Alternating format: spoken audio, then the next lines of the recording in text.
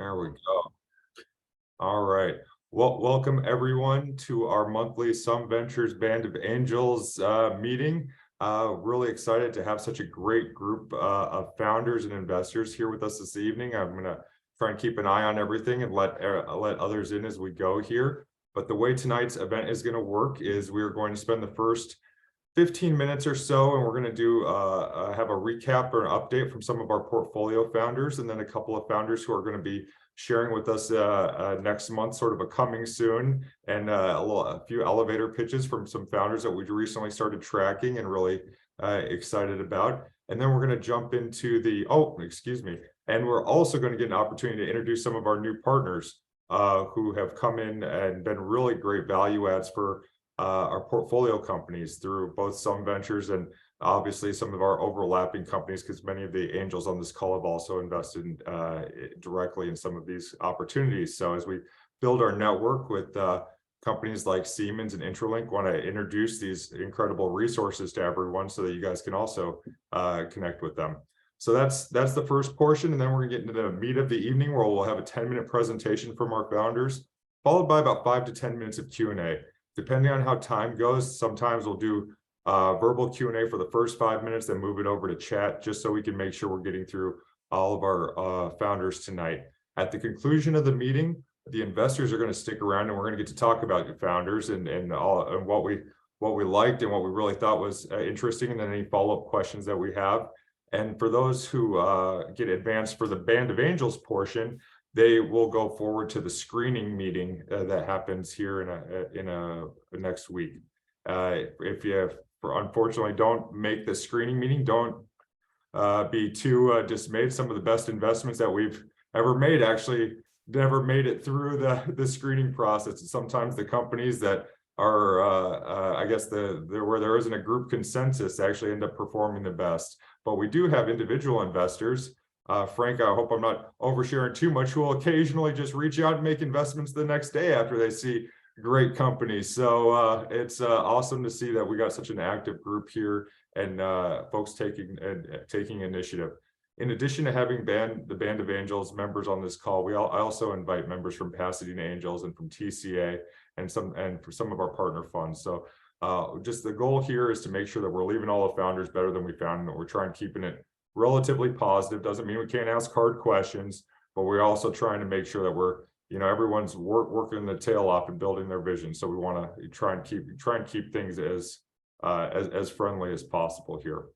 So with that, I'm actually going to kick things off by calling on Carlos, if that's okay. Carlos, if you're up for it, I'd love for you to just share a little bit about how you got introduced to our group. I think Tama already mentioned through Quantiva, but what you've recently done with PlanSwitch and some of the initiatives that Siemens is taking and working with the founders, and we're really excited to work with you as well through Some Ventures. One last thing before actually you go, Carlos, I should give a shameless plug to my own fund here, and that over the past few years of angel investing, became clear that it was time for me to go out and raise a fund, and we recently hit a first close last September for Some Ventures Fund 1. To date, we've made 15 investments through that fund, and really pretty active in the space, making seed investments in the 250K to 500K range, and pre-seed investments in the 50 to 100K range. So some of the founders you'll see tonight are also not just going through the Band of Angels channel, but we're looking at them as fund investments too. So if you're curious and you want to hear more about what we're doing on the fund side, you can visit sum.vc or ask me any questions afterwards. I'm happy to answer those too. So now, Carlos, sorry, I love to hand it over to you and have you share a little bit about Siemens. Hey, perfect. Thank you, Garrett, and nice to meet you all. Yeah, Carlos Ortiz here with Siemens. Where do I start? So you probably heard a little bit about Siemens. We've built, let's say, over half of the trains that are used in urban transport across the U.S. If you looked behind the laboratory rooms in a hospital, you'll notice the MRI machines and the CT scanners, and maybe you even remember the cell phones that we used to make back in the day. And from there to also the software that is used to design the planes that we fly in. So we do a lot of things from a technology perspective, but what I like to think of Siemens as is that we help companies transform and scale through digitalization and sustainability. And I say it this way because, yes, we have a lot of technology in-house, and if you think of a $77 billion company by revenue that's been around for 175 years, there's a lot of technology that we have under our belt. But what we also know is that it takes more than technology to actually transform and scale companies. It also takes advisory and implementation services, which is the part of the Siemens unit that I'm from. And it also takes partnering with companies beyond just providing technology and services. And by that specifically, I mean that we work with companies, and I'll talk about Passage in a second, and actually some of the other companies that are here on the call, on how we help them develop and strategize on different business models and create opportunities out of those. And we also help with the investment and financing of things. So talking about that in order, if we think about technology for a second, right, I mentioned briefly that our software is used to design the planes that we fly on and the factories where a lot of our products are getting built. And not just design the factories and design the products that are made in those factories, but also realizing that, meaning putting the automation technology that goes into running those factories and putting the operating system that actually executes the manufacturing in those factories, and providing the sensors and the edge technology that is taking those products out of those factories and then feeding that back into engineering to make sure that customers are getting the products that they need. And when I think about one of the examples, one of the startups that we're working with, they're not on the call here, but they're building a brand new facility in food and beverage in Midwest US.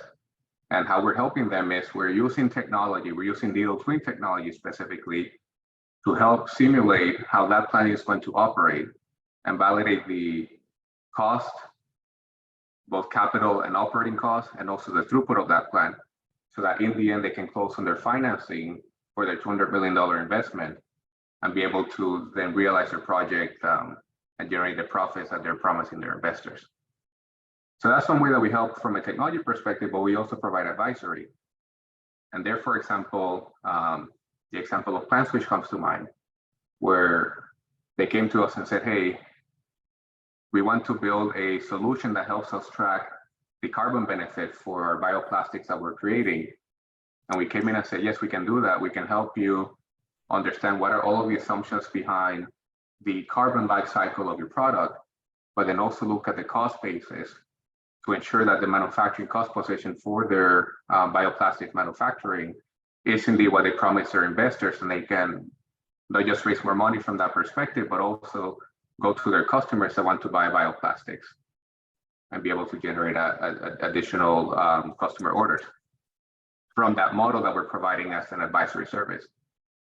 Technology, consulting and advisory and implementation services, but then the third piece is a financing piece. And that is especially, Gary, where you're hinting at is that, for example, we're having a conversation today with PlantSwitch to help them from a long-term investment, but we've already helped them in the shorter term because they have a capital requirement for their manufacturing operations.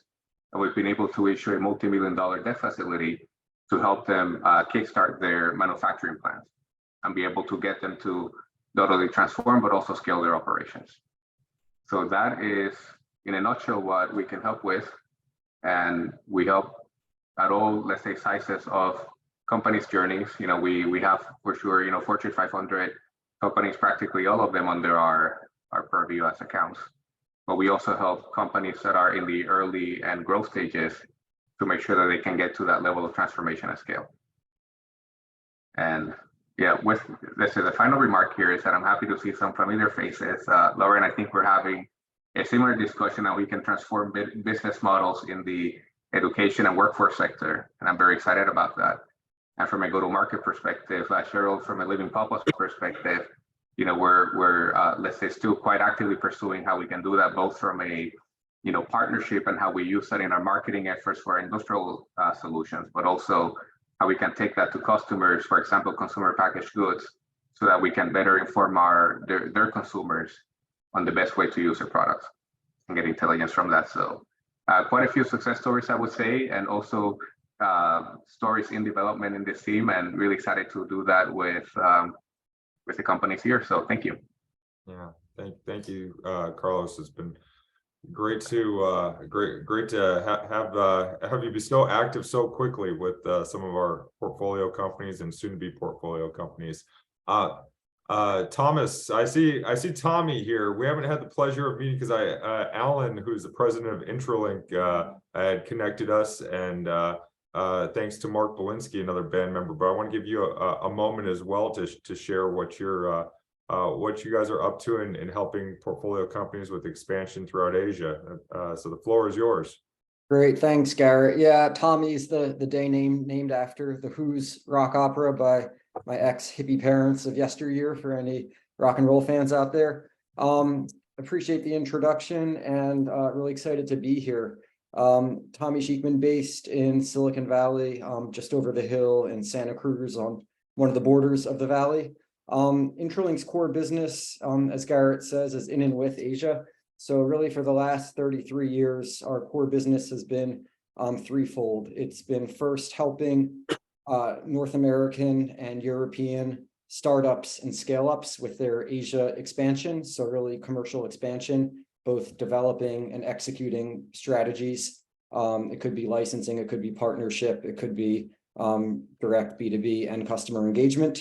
Number two, we help large Asian corporates, primarily from Japan, but also South Korea, with innovation consulting. So looking again, more of an east to west, in many cases, looking at early stage startups for the whole open innovation trend, which is popular in Asia for a whole host of reasons. Some macroeconomics, some just capitalizing on regional challenges. And the third is we work with EDOs, economic development organizations, to help them with investment attraction and trade promotion, investment from Asia into the West, and obviously helping companies within their country, state, city with Asia expansion.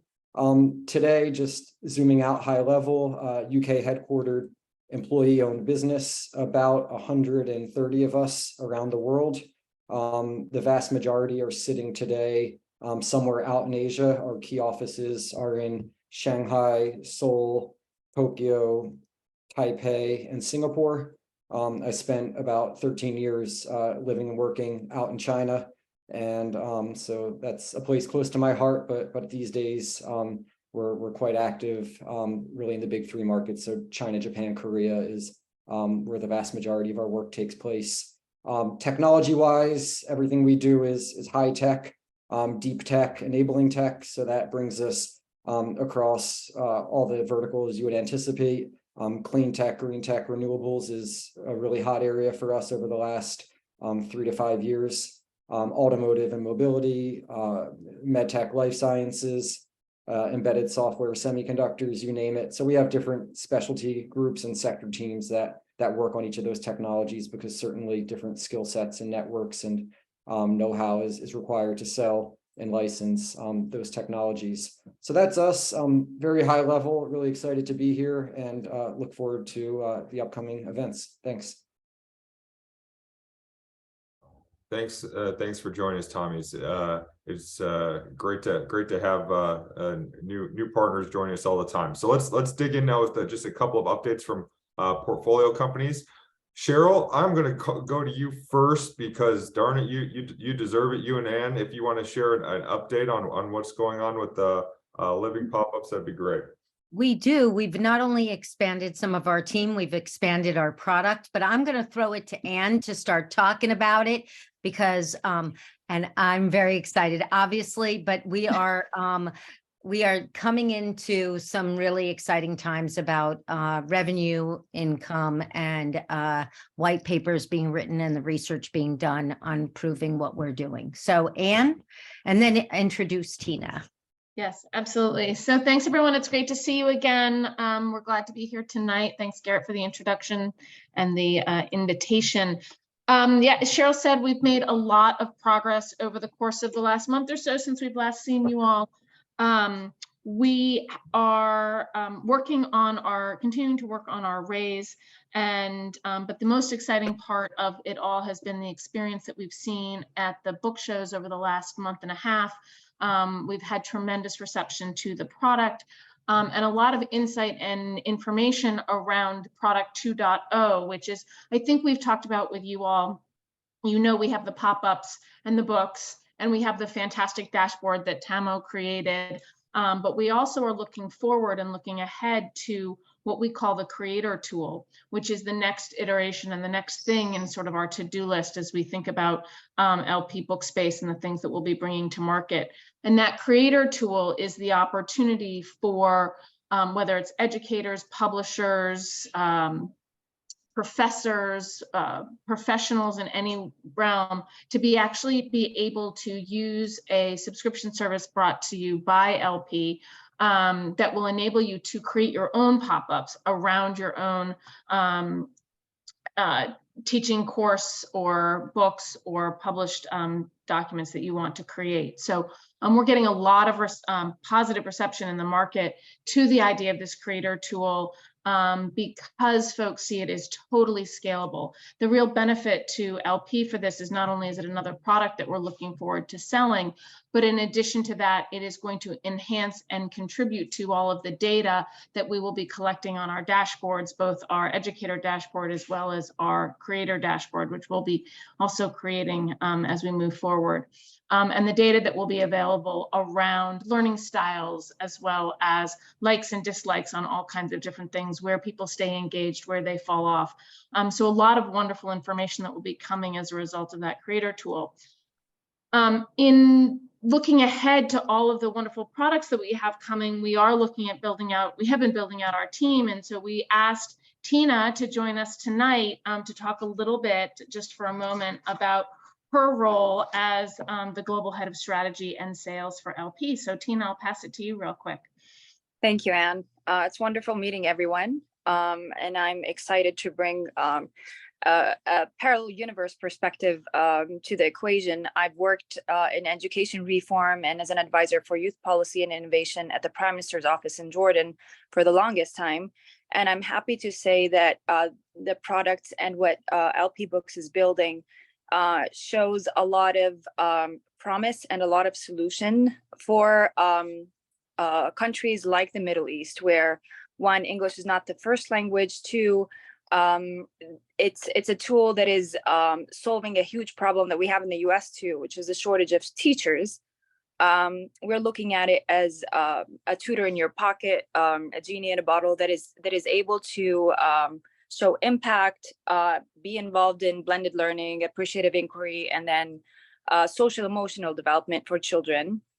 And then the other side of things, as Anne said, is looking at the pop-ups to be integrated also in partnership with international non-for-profits that see it as a tool for engaging children in various communities. And then the third part, as she said, is a creator tool that gives us a freedom to take these pop-ups into different levels and use them, whether they're in educational manuals, even for promotion, for pop-up advertisement, and then looking down the road as we develop into AI language models where the pop-ups can turn into bridging both sides of the equation, with the experience of pop-ups being very. I want to quote one of the feedback we had from the children is they felt like it's a book and a movie at the same time. So it's taking those perspectives into engagement for children K to 12 and beyond. Awesome. Thank you all. Do you want to see anything? I just dropped the link to the website in the chat, and I would encourage everyone, if you haven't seen the augmented reality experience from LP Bookspace, definitely check out the website and reach out to Cheryl, just because we're a little bit time constrained and I got a few more founders to call on before we get into our presentations. I'll encourage everyone to follow up with you guys directly if you have not seen the actual experience, because it's really something. Frank Mastrangelo, would you be open to sharing just a little bit of an update on PayAmigo? Again, these are our portfolio companies from some ventures, and some of these that also were Band of Angels investments that our portfolio founders are doing a quick update. So Frank, please go ahead. Yeah, sure. Just a reminder, PayAmigo's, we're building payment infrastructure through emerging markets for tier 1, tier 2 merchants, for pay in, pay out capabilities. We launched the company just in February. We've got our first market, Brazil, live today. We've got 2 clients coding to our APIs. We'll have Argentina live next month with Morocco and South Africa as fast follow markets. First 2 clients we have coding should equate to something about 2 million in ARR.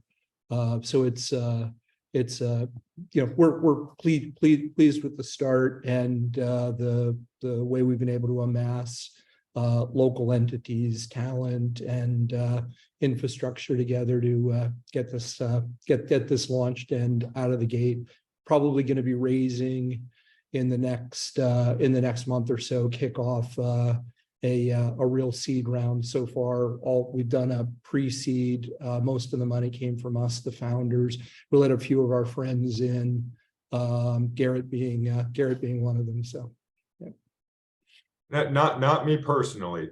Our fund. We were the only fund that was in the pre-seed. So awesome. Thank you, Frank, so much for that update, and excited to hear what comes next. For those of you on the augmented reality front, I should have done LP then skedaddle, I guess. But Randy, who previously presented, has closed his investment, and I think has a little bit left open. So I want to hand it over to Randy real quick to give an update on that front.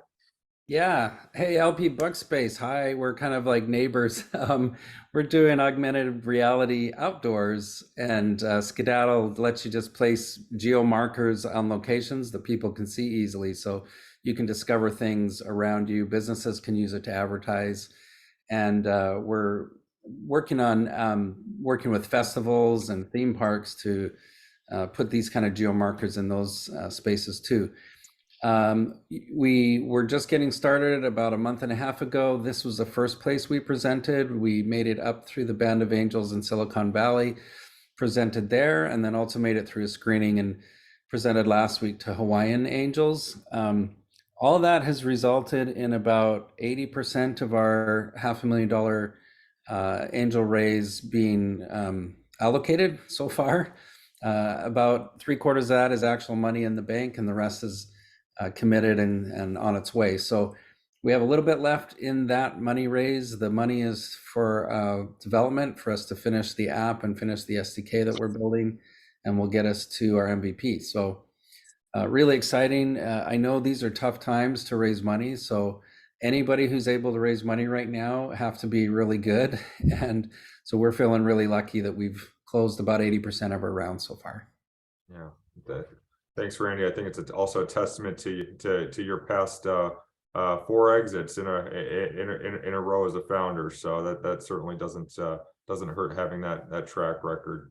All right. So now I think that we got through portfolio updates. We can give a couple coming soon. And Dominic, you certainly deserve to head things off here. And I want to, I guess, this is back-to-back meetings where Dominic's been pretty flexible with us with CrewLAB, but I'll hand it over to you, Dominic, so you can share the latest update, and we will get you in for a longer form presentation here as Hey, thanks for having me. Love being on these meetings, Garrett.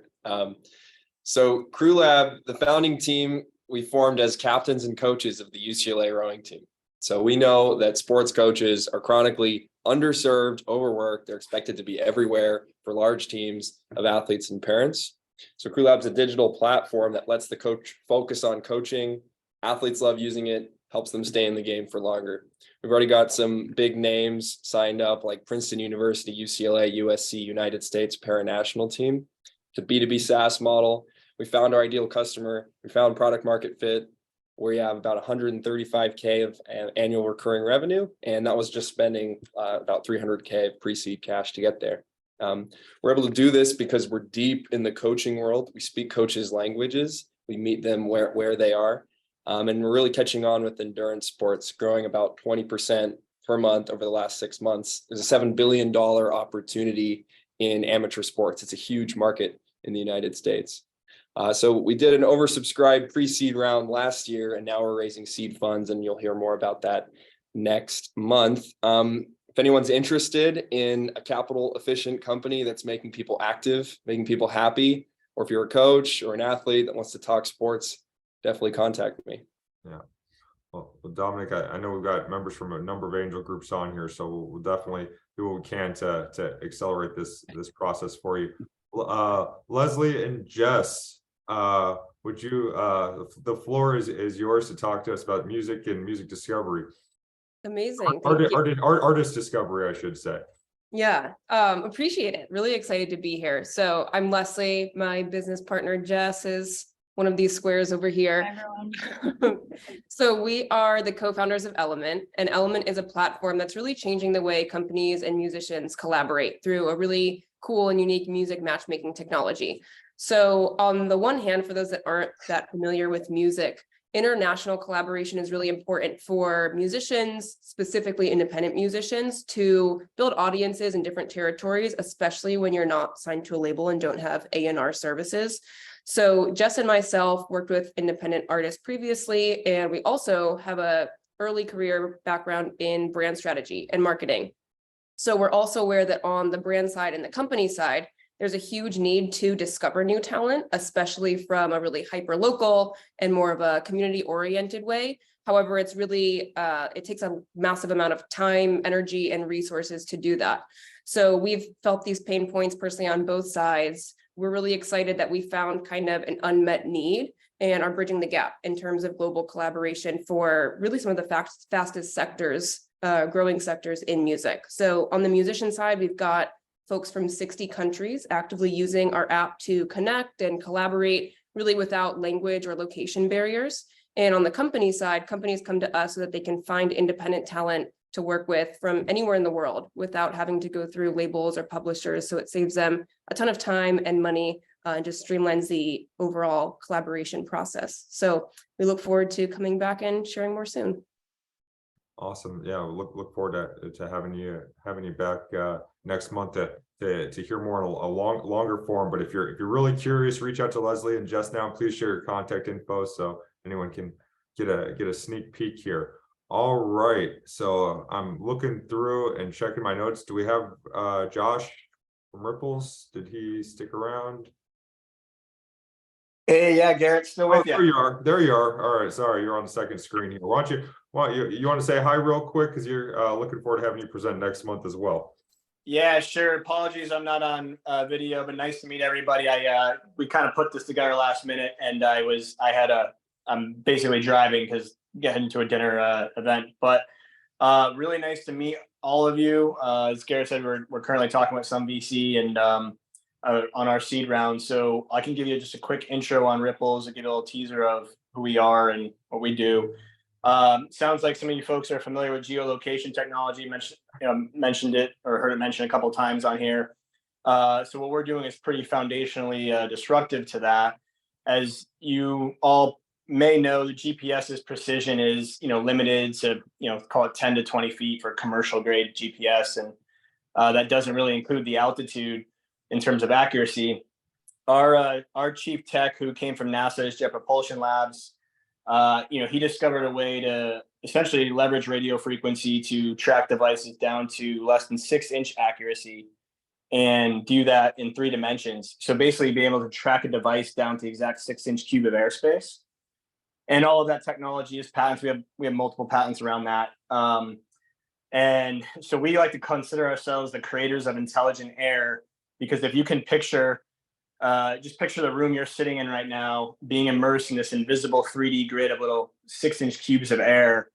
Our system actually creates that grid. It maps airspace into little cubes of space. Every cube gets an address associated to it. And then the system allows you to program digital files to those cubes of space that can interact with phones or other types of connected devices, wearables, drones, vehicles, and trigger digital actions to happen as these devices move through. So, that's the technology at its core. And as you can imagine, there are, some pretty powerful implications and applications for a variety of verticals. And a lot of what we have been doing so far has been in the sports, entertainment, and hospitality venue space. So think stadiums, convention centers, campuses, malls, those types of environments. Also doing some things in some large warehouses like Amazon, starting a pilot with them. So we're working with some pretty big names: NFL, MGM, Amazon. Got some good market traction, started generating some revenue. We should do 4 million this year. It's a B2B SaaS model in terms of the business model. And we are currently raising a 3 million seed round, which is how Garrett and I got connected. Thank you, Josh, for making the time. Thank you to everyone for making the time. I know the elevator pitch format at the beginning isn't always ideal, but I think it is better than nothing, or it's better than a poke in the eye with a sharp stick, like my grandmother used to say, to get everybody a sense of the companies that are coming. Now we're going to dive into the longer form presentations here for a 10-minute presentation, followed by, again, we're going to limit it to 5 minutes for verbal Q&A, and then we're going to have a text Q&A that follows that. And first up is actually a founder who presented to this group a few years ago now. And I actually invested personally along with a number of members from TCA. And I can't recall if Pasadena Angels was in this deal or not, but Héctor with YBVR. And what I can share just briefly, if I can brag about you for a second, Héctor, is that one of the things that really stood out early on was, one, the incredible domain expertise of the team that Héctor had, but more so just the level of execution on really a limited budget to launch a partnership with Meta, to be able to be featured within X Stadium, which I see your T-shirt there, and to essentially bring the next wave of how we're going to view sporting events to the market has been something that's really been profound to watch you build out over the past few years, and I'm excited to hear the update and for you to share it with our group today. So thank you very much. The floor is yours. Thank you very much, Garrett, and thank you to all of you. Sorry if I am repetitive for some of you that already know me from the other time, but I think it's going to be interesting to see the progress, because indeed we have progressed quite a lot. Let me put here just the video. Okay, let me present this. Okay. Okay, you can see my screen, I guess, right? Yep. Okay, so what we are is a deep technology company that we started with the virtual reality, and what we are doing is doing quality streaming of the live sports in order to bring the motions of live sport really close to the users with the headsets. We started with the headset and now also with a variety of devices. So thank you very much, Garrett, for the introduction. I think your kind words were more than augmented. It was an augmented reality. But yeah, thank you for that. So we say that we operate in the intersection of sports, technology, and social, mainly to get a fun engagement for these new generations that are different in terms of how they engage with the content, right? As Garrett said, we feel the leaders in the space because we are the partners of Meta. Meta selected us to really sell more headsets, because now there is something like 20 million headsets out of there. That is like 10% of the homes in the US already have a headset. I don't know if last week you were aware of what happened with Apple, but it was a completely explosion of the vision of what this is going to be. But yeah, together with Meta, we have put together X Stadium. X Stadium is an app that is in the market since November, and you can be courtside in NBA, in UFC, in a number of other sports like NASCAR and so on. So we think that the time is now, because now with this whole announcement of Apple and so on, the market is really going from relatively small startups like us to the big guys. And a few words about our technology. I mean, we have a patented technology. We have been 6 years in the market already, going into the 7th now. And mainly what our technology does is field of view optimization technology. So meaning that instead of streaming the whole of the 360, that there is no bandwidth for that, we do really 8K super high resolution where you are looking at, and we discard the information you have here. On doing so, we get like 8 times more quality with half of the bandwidth, right? And in the go-to-market, we consider this as a kind of launching a rocket. We have been working so far in the business to business stage. I mean, with people like Wimbledon, like Australian Open, a lot of tennis, like a number of leagues. Now since last week, we are having a direct access to NBA and NHL and so on. At one moment in time, we launched this stadium that is more a direct to consumer, and it's interesting to see how the market is going to be in the future. But for us, it could be direct to consumer or business to business. But at the end, what we are working is to powering our customers with this technology, right? We are having already this kind of leader companies we are working with, as you can see, from ESPN to Wimbledon, Real Madrid, and some others. And in next stadium, it's amazing how we are having now NBA and UFC.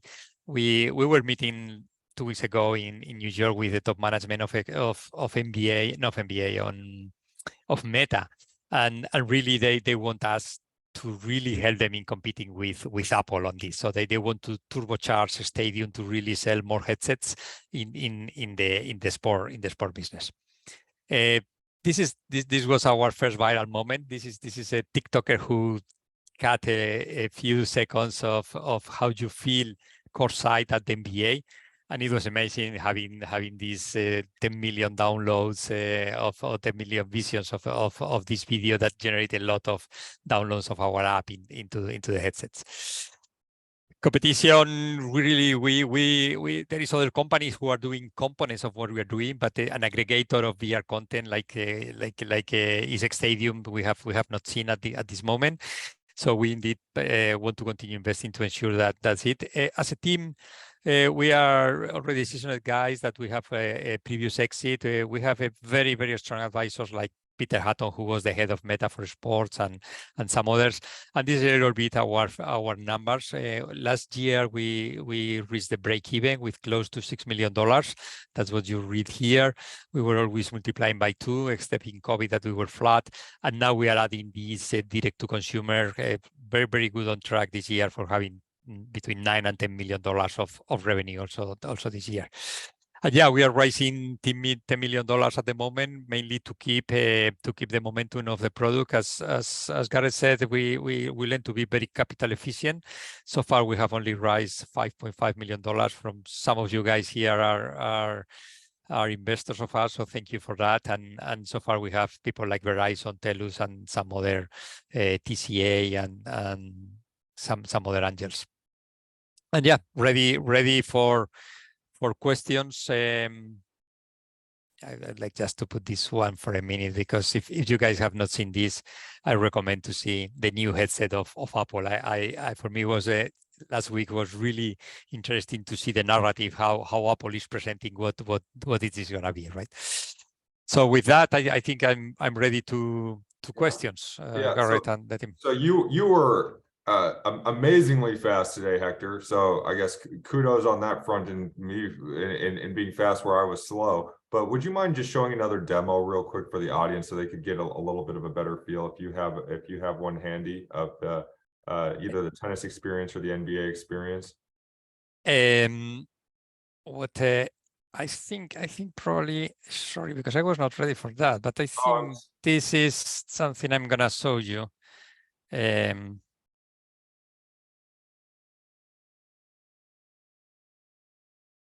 I think this is a good video to see, and probably that has a good.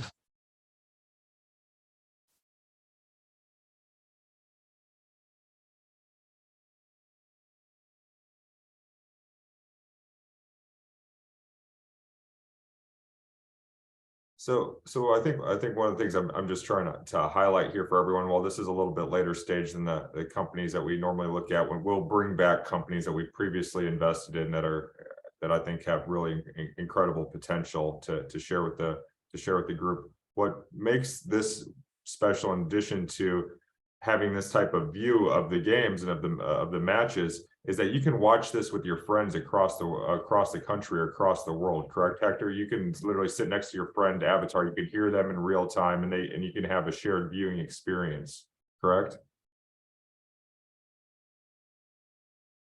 Okay, I don't know if there is any question. Let me answer that. Oh no, Hector, did you hear me? Yeah, just a second. I need to kill this. Yeah, Oh. sorry. Any question?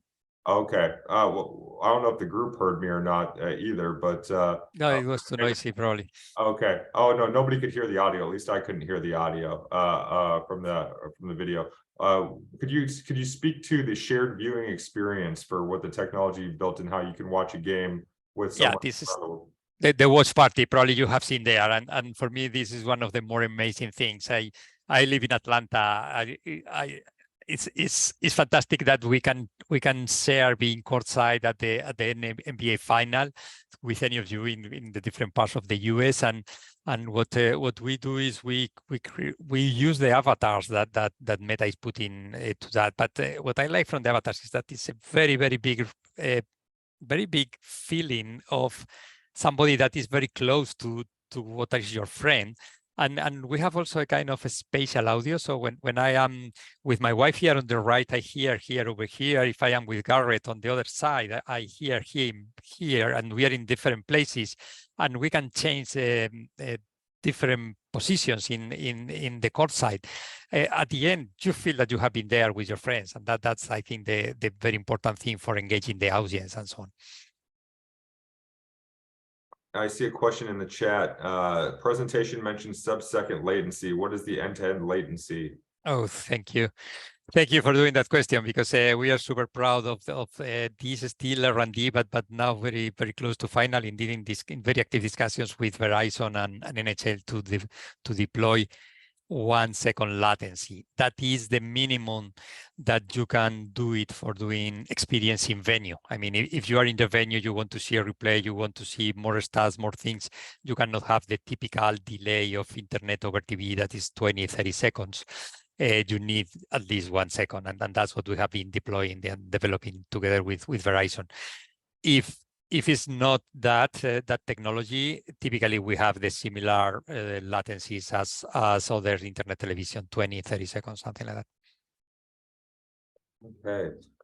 And I see the valuation question, which is normally one we address in these presentations. I know I can speak to it that Hector's working with a couple different lead investors. This is more, the purpose of this presentation is I wanted to make sure everyone was up to date so that I could share the terms when they were locked in with the group, and it wasn't a situation where it was a rushed environment if anyone's interested. But I think it's safe to say, Hector, that the 30 to 40 range is sort of where you're looking approximately from a valuation standpoint, but more information to come on that front for the group. That's it. As somebody has said, it's a difficult time for raising capital at this moment, and the vision of the venture capital and the vision of the entrepreneurs is sometimes a little bit different. That's the reason also that we are approaching also to quite strategic investors. It's a very interesting moment, I think, where the industry will position on the big players, and we want to be there with any of the big groups. Yeah, thank you. Great, awesome. Other questions from the group? Feel free to chime in or type them in the chat.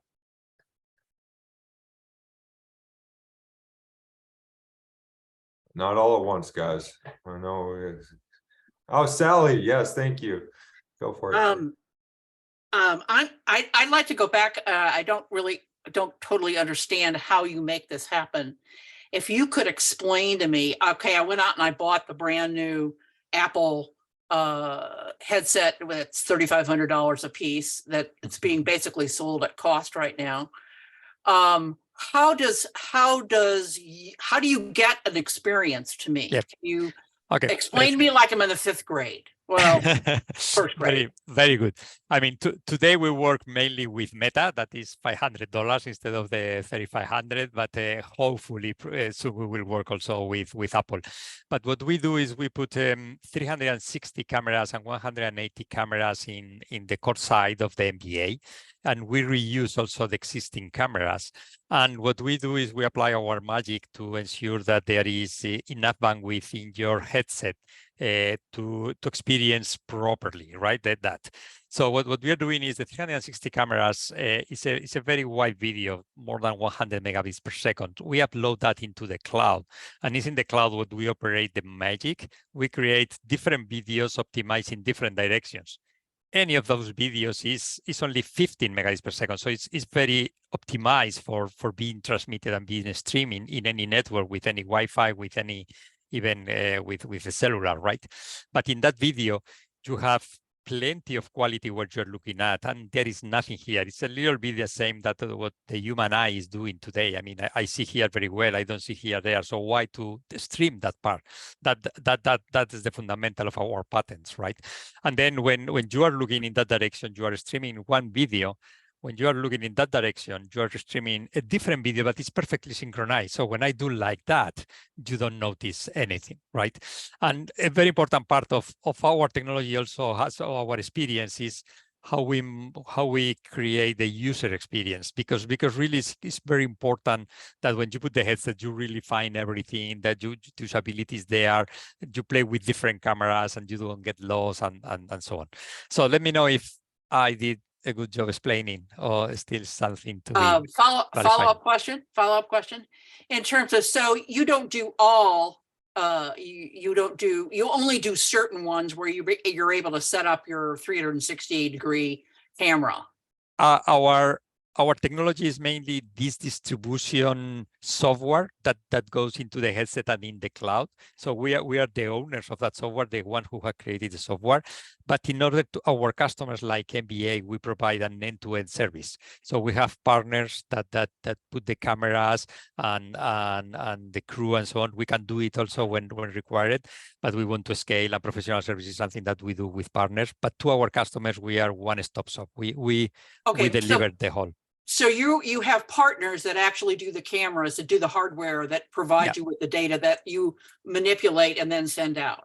Cameras are off the shelf. We have professional service partners who are producers, let's say, that use the camera, that know where to locate that.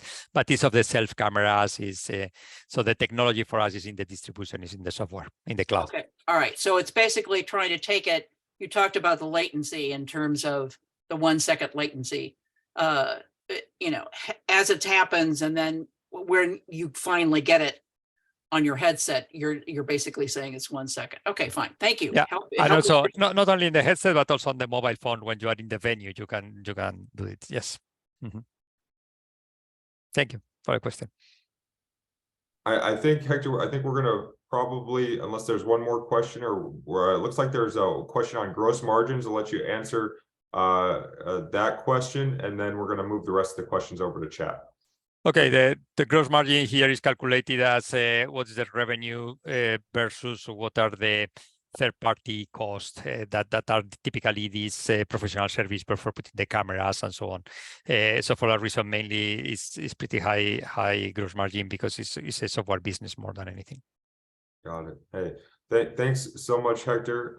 And I'll keep everyone posted over here on this side as the term sheet comes together, and really appreciate you making the time and making good use of our initial investment as well.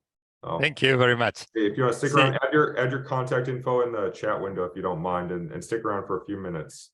Okay, but I have to leave later, so a few minutes, and I will send you. Thank you. Bye-bye. Thank you for you.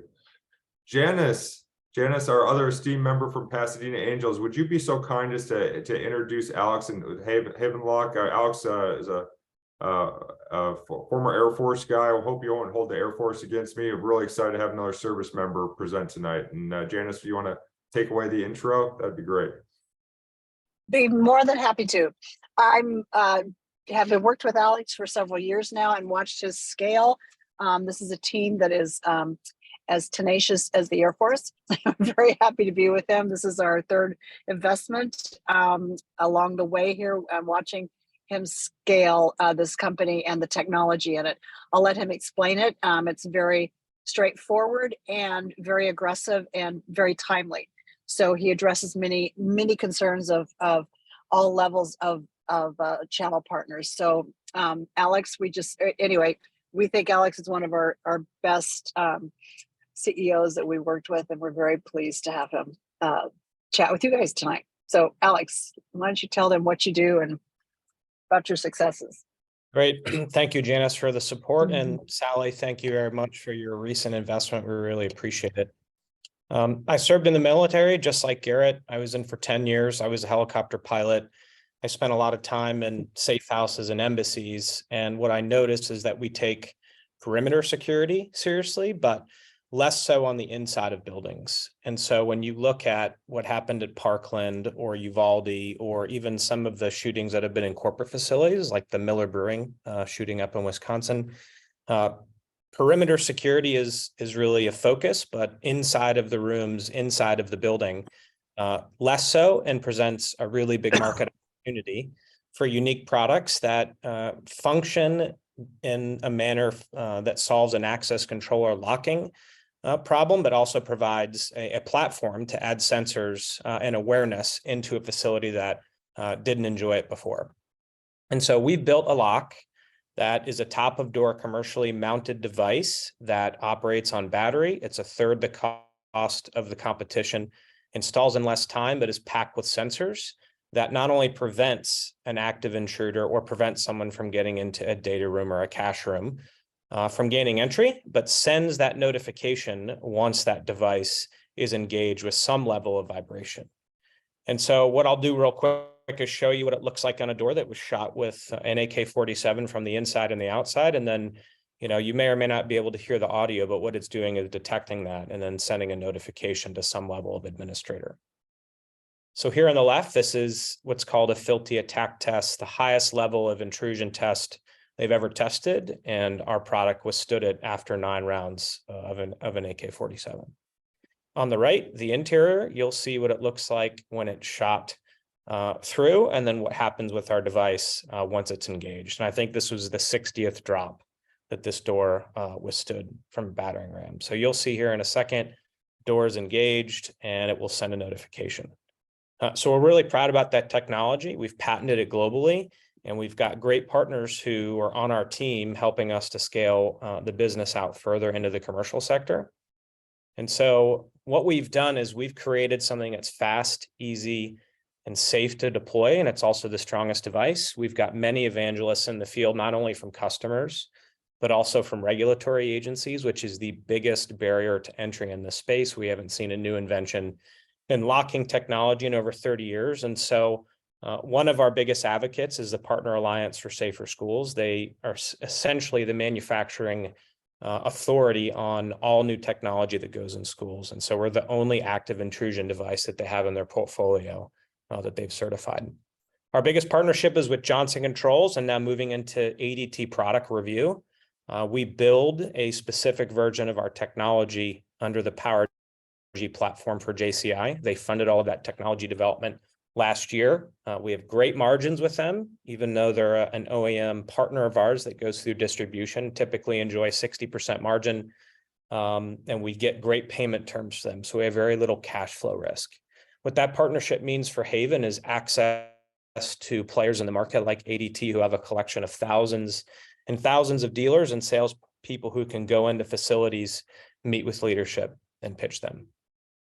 We also have partnerships with some of the country's largest name brand players and distribution rep, and also direct to consumer or direct to subject matter expert salespeople. AIN is one of those. They're a rep group, traditional rep group. They have a dealer network of thousands of independent security companies. Academy Locksmiths is another one we just formed a partnership with. Spencer Gifts, if you've ever been to the mall, they're looking at putting our devices, several of them, in every one of their 2,000 stores. We start a pilot with them. And then Annixter Wesco is the biggest distribution company in the world. They sell everything from fiber all the way down to security, and we're working with their leadership at the highest levels to get in and utilize their dealer network to train on the ground salespeople. This isn't our first product. We brought 6 precursors to market. The barriers to entry, like I said, are very high, and we're very experienced in building our lock technology. We started residentially, moved into the commercial space, and now we have several flagship products that we're currently selling in market at very high margins. Our newest product that's in development with the Air Force is a Power over Ethernet device, and I'll detail how we utilize 1080p camera technology to synthetically stitch our video together, much like the last company, to provide AR and VR awareness inside of a facility. One of our biggest funders is the Air Force. We won several SBIR phase 1s, and we're about to get awarded a phase 2 contract. That essentially means they will fund the development of any of their technology needs. Could be a follow-on contract to a DoD-wide delivery style contract to the Air Force, DoD's Department of State. What that means for us is we get non-dilutive capital that we can use to go further in the market and commercialize with those partners that I just showed you. So really excited about that. We vetted all of our early stage technology with another military service in the Navy, and so we use that success to deploy further in facilities all over the world. We do have a technology roadmap that we're implementing. You can see here is our locking device that will be connected to Power over Ethernet and provides the ability for any customer to upgrade that device over the life cycle of any installation. A typical lock lasts 8 to 9 years, ours lasts 30, and you can pull out the electronics every time there's an upgrade and increase the lifetime value of that customer over that 30-year period. So if something new gets developed, we pull the electronics, you put a new device in, and it gives our dealers the ability to have more than one bite at the apple. We're really proud of our adaptive technology. So you can see this is a great example of what our electronics package looks like.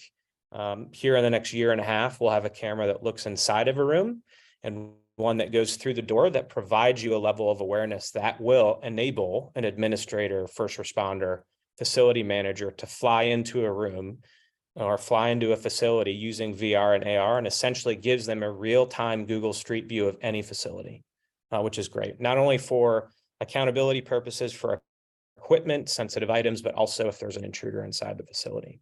We believe there's great opportunity for recurring revenue out of that, but we're already starting to enjoy some recurring revenue with some of our existing customers in a new program that we launched.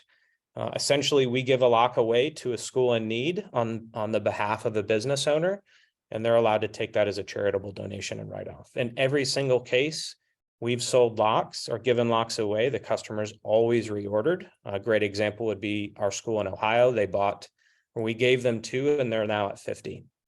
Another component of this is our ability to charge recurring revenue under our federally certified safety program. That's 95% margin, and every customer we sold to has picked the 5-year option, 60-month contract, essentially meaning that we can sell hardware and get $30 a month off of the customer through this program. We have several certifications, not only at the federal level with the Safety Act, but also best-in-class nationally recognized testing labs. UL is one of them, NFPA is a fire lab. So we've got great advocates in the testing space, which is the biggest barrier for any technology coming into the space. We've covered that with 6 global utility patents. We really believe this technology can be scaled all across North America, but more realistically globally, all the way from the EU to India. Our lock is the only universal device that works on any style of door, which means there's over $100 billion opportunity globally on an annual basis. Finances are great. We're projecting cash from now until the end of the year to be over $1 million. We are looking at being profitable this year. We're very efficiently run. And with the Air Force giving us non-dilutive capital and the ability to get matching in the future at no cost to the company, we are in a great position to potentially not need another fundraising round. Got a great team. We have several former military members on the team. We have technologists who have a great track record of working with best-in-class technology companies. We also have a great advisory team. James Rothstein on the far left is the industry chairman of our entire security association globally. So he runs all of the relationship networks for the biggest association in our space. which is also supported by Josh, who's our biggest venture partner. They've reinvested twice. And that's further supplemented by our FBI partner, who has vetted all of our technology and tested it and also has it installed in his children's school in Ohio. We're doing a bridge raise. We're oversubscribed from our goal. It's a 20 million cap with a raise amount of 500 under our special note we created for the Pasadena Angels. That note comes to maturity on 1 November. There's 120K left in the subscription. So if there are folks interested, work with Garrett and Janice. Really would like 20 to 30K checks, but we'll work with any angel so we can fill this round out to get the rest of the funding we need to support inventory, further engineering support as we ramp up for our Air Force opportunities, and then put people in the field to support sales. At the current time, we're a post-Series A company with great opportunities at an attractive valuation, and we've oversubscribed every single round that we've done to date. So Garrett, I appreciate the opportunity to pitch. Janice, thanks for the support. Sally too, and Stender's also a big fan of ours. We're a fan of him and his support of the company. So at this point, Garrett, I'd like to open it up for any questions that there may be from the field, and then we'll pass it off to your next company. Alex, thank you so much. This was a fantastic presentation. And yeah, I can see why Stender was texting me so so frequently after he saw your recent update. This is I'd like to hear a little bit about use of funds, and I think you mentioned the fact that you may not ultimately need any another equity raise. But what does it look like what is your exit plan? Let me just simplify it that way. How do you exit this business? Who are your acquirers, and when do you anticipate exiting the business? Two types of acquirers. A traditional security company like Johnson Controls, we already have an established relationship. But since we're going into the AI machine learning space with our sensors, that could look like any company that does synthetic vision or video. There's several in our space. So it could look like a traditional hardware company or someone who has a platform that's looking to gain sensor data. Cameras is just one great example, but we could put in their occupancy and environmental trackers to reduce cost and facility for sustainability. So there's a wide range of potential acquirers that could see the benefit in our technology. We think we've got 2 to 3 years left until we take an exit opportunity. That exit opportunity could be north of 100 million. Our comps in the space, August Smart Lock, which had the ability to be connected or utilized into a platform. They build a platform and a technology that was an exit at 500 million. And so with our attractive margins, as well as our ability to take recurring revenue and harvest the data from our sensors, we think there's a great opportunity for a multitude of acquirers from Siemens, who have already sent a note to the gentleman here, as well as companies like JCI and a few others. Awesome. Other questions from the group, please?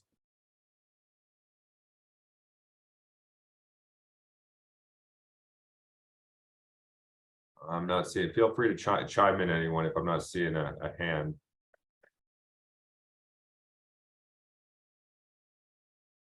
Well, we got a shy group tonight here, Alex. I tell you what, I'll ask another one. Can you talk to me a little bit about the current team and really what any holes that you're looking to fill and how you're looking to grow and scale this team? Because for all you've accomplished, it looks like a pretty lean operation. It is. We utilize a combination of advisors as well as 1099 experts. So that's why you don't see a slew of mechanical and electrical engineers. We have great providers that we've been working with for a number of years that do great work. Additionally, one of Josh's LPs at Veteran Ventures Capital owns the trade agency and part of the manufacturing supply chain for our products. And so we don't believe in hiring W-2s if we don't need it. We've got best-in-class providers. The one area that we're going to look to hire for here in the next year is a sales leader that will help us build a field support and dealer team, and also help us manage some of those name brands I showed you, all the way from rep groups down to distribution. So that's our gap. We've got several players in mind, but taking our product to market further after all of this technology development is really going to be focused on field sales support for distribution channels. And forgive me, I think you probably touched on it already. Where are you manufacturing these? We make our printed circuit boards in Huntsville, Alabama, and we have a facility in Shenzhen that makes the lock skeletons, and then they get shipped to the US. So we've got 2 locations. We're currently analyzing a second partner here in Missouri so that we can fulfill any DoD orders without any overseas kind of issues. So if you're familiar with aerospace. Yeah, that was where my next question was going. How long until you get the US, you can manufacture entirely in the US? I think that's 6 months away, but the good part is since our electronics are made in the US, we can just install those at site and get around any of the issues from essentially the work in process that's being shipped from Asia. Got it. And you may have touched on this too, but have all of your sales been in the US so far, or have you seen any demand from overseas already as well? We've seen some demand from overseas. The main thing that we had figured out when we started was the compliance. That's the biggest barrier to entry. And so if you're going to go into another country, that means probably another $50,000 of testing. And so getting to scale here in the United States and North America, which Canada is a very attractive target, will help us fund some of those compliance items to move to the places where we have global patents, India, the EU, EMEA, et cetera. All right, don't let me dominate the conversation, team. And if anyone feels like adding a question, feel free to jump in here. Well, I tell you what, with this shy group, maybe you'll get more in the chat window, but I have a high degree of confidence that you'll probably wrap up this last 100K pretty quick here, Alex, and I look forward to following up with you in the coming days. And Janice and Sender, thank you so much for sharing the opportunity. Thank you very much. Appreciate the time, everyone. Okay. And I think Stender did join us here. Stender, welcome. You can hear me? All right. Well, next up, unfortunately, I don't think Peter John, our team member from New York, is on the call tonight, but we're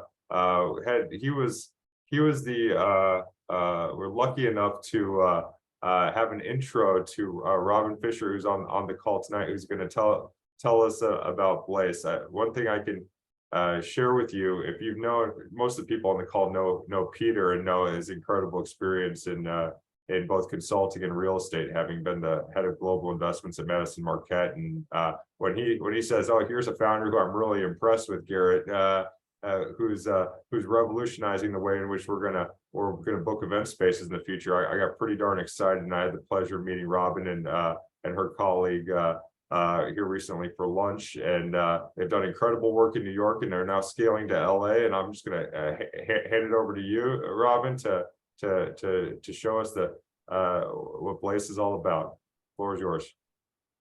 Thanks so much, Garrett, and good evening, ladies and gentlemen. Is it safe to say, just by a nod or a hand, that everyone is in the Southern California area? No. No. We've got Northern California, we've got Philadelphia, we've got let's see, Miami on the call. All right. And Texas. Idaho. Well, Idaho. Jason, that's right. Jason. Idaho. Jason's so I'm not the only from one Idaho. on Eastern Standard Time. Yeah. Either Santa Barbara or Idaho, right? All right. Fair.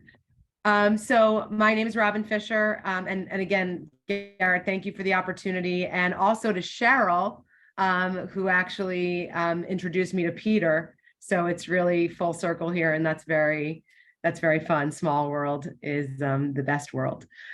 So let me share my deck before I jump into this. And I guess for context, I'll focus more on the Los Angeles portfolio of real estate, which is at the core of our customer acquisition, and also can talk to what we've established and achieved in the New York area. But let me share my screen here for y'all. All right. So BLACE, okay. I thought I froze, but here I am. So a BLACE is a blank space or a beautiful space. The company is a space and vendor booking platform. The key differentiator of this company is its exclusive portfolio of real estate.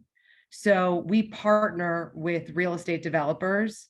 We provide venue management services for underutilized and or vacant space. The company was born in New York City and grew out in Los Angeles very recently, but I will speak to some of the assets that we're currently onboarding. And basically, we sit in this intersection of hospitality, events, activations. I'll talk about our user groups shortly, but we are at the intersection of technology, of in my mind, innovation, and of repurposing real estate. So my page down's not working. 1 second. We are looking to help customers get access to unique and non-traditional venues. We are attacking a extremely fragmented and disjointed process of booking events. I don't know if anyone in the crowd has ever booked an event before, but when you book an event, you're basically hiring anywhere from 6 to 12 different companies all at the same time to perform in sequence in coordination with each other for generally a 2 to 12 hour event day. There is no one-stop solution for customers at this moment. And it can be a very expensive and time-consuming process.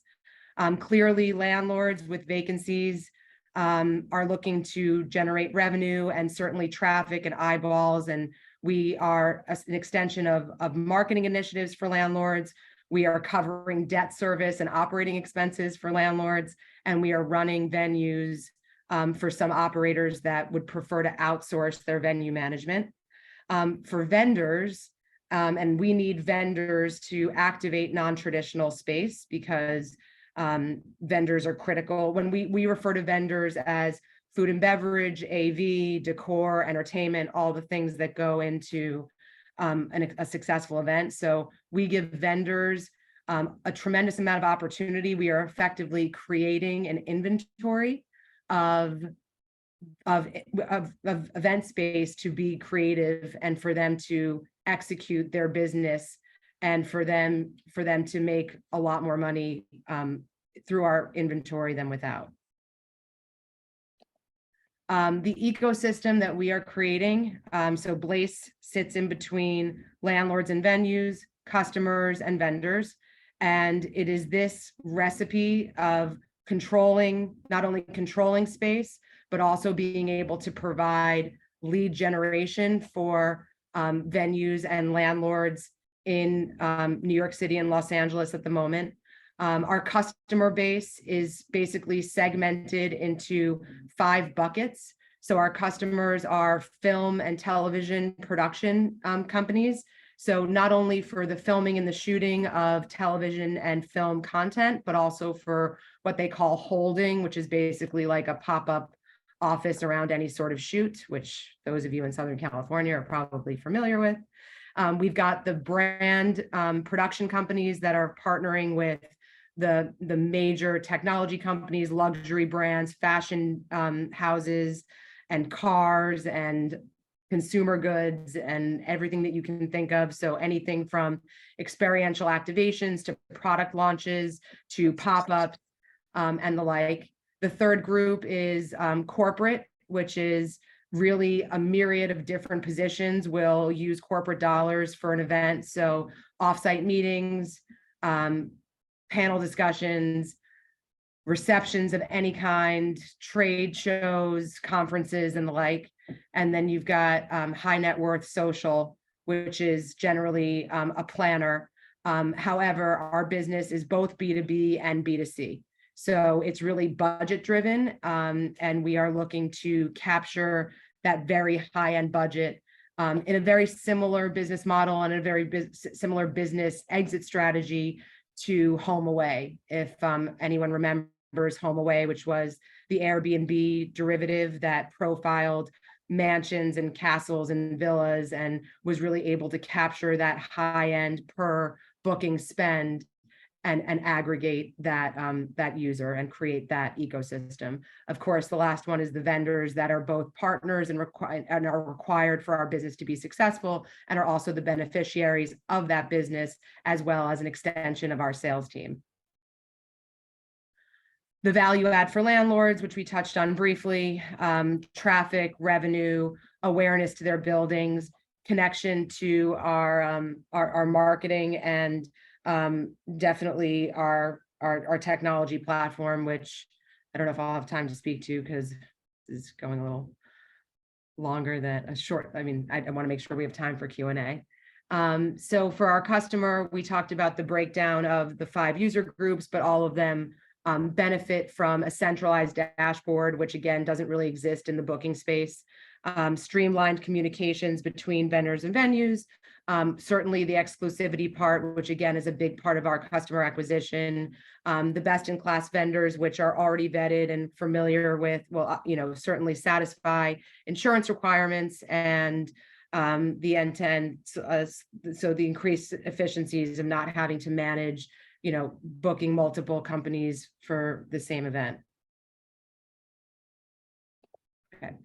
For the vendors, it's a lot of opportunity for more revenue. They obviously also access that exclusive portfolio, and they're also getting paid in a highly efficient way.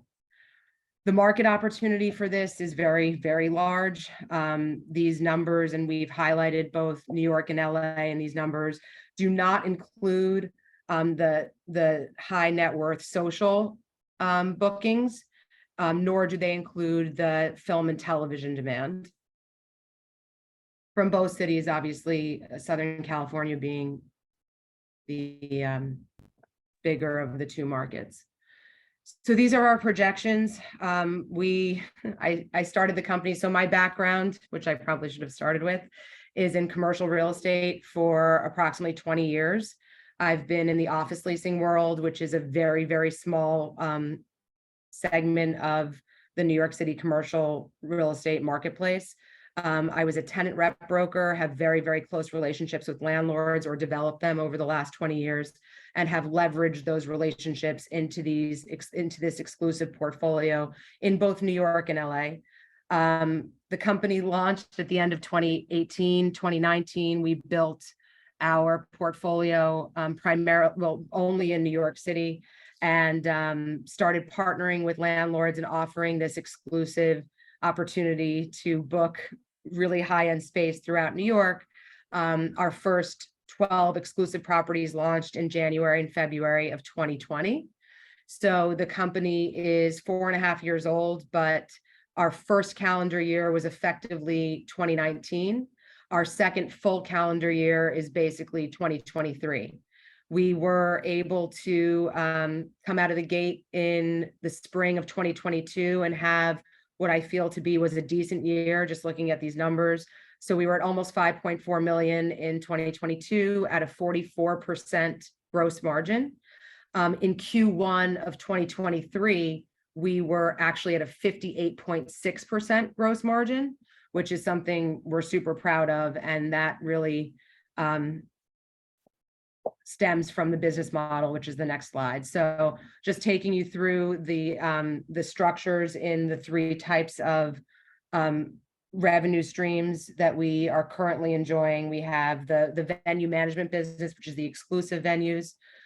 We profit share with landlords. We take anywhere from 20 to 30% of the agreed upon space rental. At our proposition, and the reason we've been successful with landlords, is really a belt and suspenders approach to asset protection and 100% restoration. So we make sure that nothing happens to the property and that disruption on any level is minimized or obsolete. In that way, we are securitizing each event. We're making sure that there is someone on site from load in through load out. That person is actually trained by the company and built into the client's proposal. So they are what we refer to as an incidental cost. So a venue coordinator, security, cleaning. There are some other incidentals depending on the property, but all of those get marked up. And there is a 15% admin fee on the space rental that drops to the bottom line, which is where we get to that 44% margin, which was the majority of our revenue in 2022. The non-exclusive venues, again, this marketplace that we're building and this portfolio that we're building of real estate is extremely high end and impressive. It's also relatively diverse in terms of size. The inventory is primarily amenity spaces, so the lounge spaces, the roof decks, the beautiful space that's been built out to be a part of a tenant's experience and goes largely underutilized in most assets. So it's amenity spaces, marketing floors of office buildings, and sometimes residential complexes, as well as retail. And another big differentiator is just not only the quality of the portfolio, but the selective nature of the geographic coverage and the types of space that we're profiling. So as a result of what we've created, we've been able to onboard many non-exclusives throughout New York, and we're in process in LA. So venues like Chelsea Piers and Tribeca Rooftop and Gotham Hall and New York Public Library, they get the beneficiary of our clients. We share leads with them through the website, and those result in referral fees that basically have no margin, no COGS against them. And then of course, the referral fees from our vendors also drop straight to our bottom line. The per unit economics for an event. It kind of shows you how the breakdown between the space, the admin fee, the incidentals, just how it shakes out and how you get from the 44%. And then clearly the margins are much higher when we're just in a referral business. Sorry to interrupt you. We're gonna need to speed it up and so we can get to Q&A in a minute, please. Okay. This can be the last slide, which is just we just profiled one of our properties, and in terms of revenue and margin growth, we're looking at the same marketing process that real estate in general goes through. We are developing and repurposing these properties for a different use. So obviously, the longer we have a space, the more days booked there are year over year. And we see the venue utilization going up, and the significant increase in our margin from 2022 to at least Q1 of 23 is a result of being really having processes around collecting those additional vendor referrals. And so with a strong business model and the vendor referrals on top, the margins have nowhere to go but up. So I'll stop sharing. I'll take questions, and then. Well, I'll ask a quick one. Maybe you can highlight some of the properties that you've already onboarded in LA, because you guys have been very busy early, and then you should probably touch on the ask and the raise too, please. Sure. Sure. That's what you get for running out of time. So in our Los Angeles portfolio, we launched about 10 weeks ago with 2 campuses with JP Morgan, one in the Century Park Towers campus, if anyone's familiar with it. Across the street from the Fairmont, there is a brand new standalone building event space in the center of the campus that can hold about 600 people, indoor and outdoor space. We're also onboarding the Water Garden Plaza office campus in Santa Monica as well. And we actually are up to 26 properties in LA, which we've been able to accomplish in a very short period of time. But the assets that we are most excited about right now are the US Bank Tower. There are about 8 spaces throughout the tower, indoor and outdoor, including McGuire Park right across the street. There is a vacant former post office in Santa Monica on the corner of Arizona and 5th. That is basically a dream come true. It's a 35,000 foot building with it's an acre plot. There's 13,000 square feet around this 35,000 square foot building. It's got 18,000 feet on the ground floor with 22 to 28 foot ceilings, and then like built out meeting space down below. It's just something that was meant for activation and events. And the third one to talk about, so I can hand it over to Q&A, is the former Snapchat campus in Venice Beach. It's a gated campus right in the middle of Venice, and also indoor outdoor space, another 25,000 foot building with extremely high 30-foot ceilings, column-free space, outrageous technology infrastructure, LED walls, and just really an ideal place to have a conference or a campus or a conference or an activation of any sort. The campus was pretty much customized for Snapchat, and doesn't seem to be a good opportunity for a tenant because it was so customized, but for our use can be extremely successful.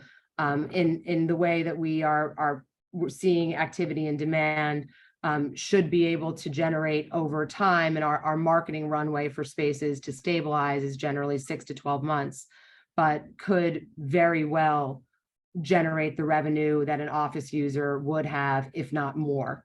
So obviously the devil's in the details. But in terms of the raise, we are also on the brink of being profitable this year. And so we are looking to raise our last equity round, which is approximately $2 million. And we have about $750 left in the round. And we're raising on a safe with a $35 million cap. Okay, awesome. Thank you so much, Robin, and Nima too. I see you there now. I missed you earlier when I was looking for you. Thank you for joining us as well. Questions from the group, please. You guys are gonna make me sweat tonight. Jason, thank you. So Jason's let me just introduce Jason real quick for those who may not have met him before. I think most know him. Jason's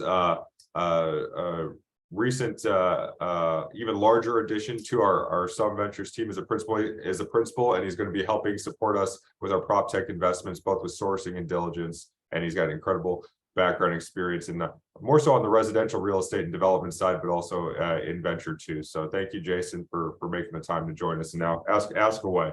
Absolutely. And thanks, Robin, for jumping on. I just would love for you to maybe address a little bit of the competitive landscape. I just did some initial looking and coming up with Tag Venue and Peerspace and Vendry. How do you see yourselves winning against that? It looked like some of them have been at it for some time and are out there with a lot of properties, global, a lot of different cities that they're deployed in. So I'd love to just get your perspective on how you guys are going to win. Yeah, no, I love that question. So Peerspace and Splacer and Appear Here and Storefront, there are many aggregators out there, and they are far less selective and focused on serving that very high-end community of customers. So that's kind of the biggest difference in terms of inventory, is that we are committed to a quantity of quality only space, which is a very large differentiator. We also have a large exclusive portfolio, which none of those companies do. The Vendry, the founder, is a very good friend. What she's building is amazing. And we leverage booking platforms on behalf of the landlords that we partner with to generate leads and opportunity and revenue. But the exclusivity and the notion of creating an inventory for this purpose, for this super high-end activation and event world, is one of the core differentiators. And then the technology platform itself, the ability to book space and vendors in one sequence, is, in my mind, going to drive a ton of efficiencies, because the person with the most on their plate generally gets the task of planning the offsite meeting or the next event. So that's because they get shit done.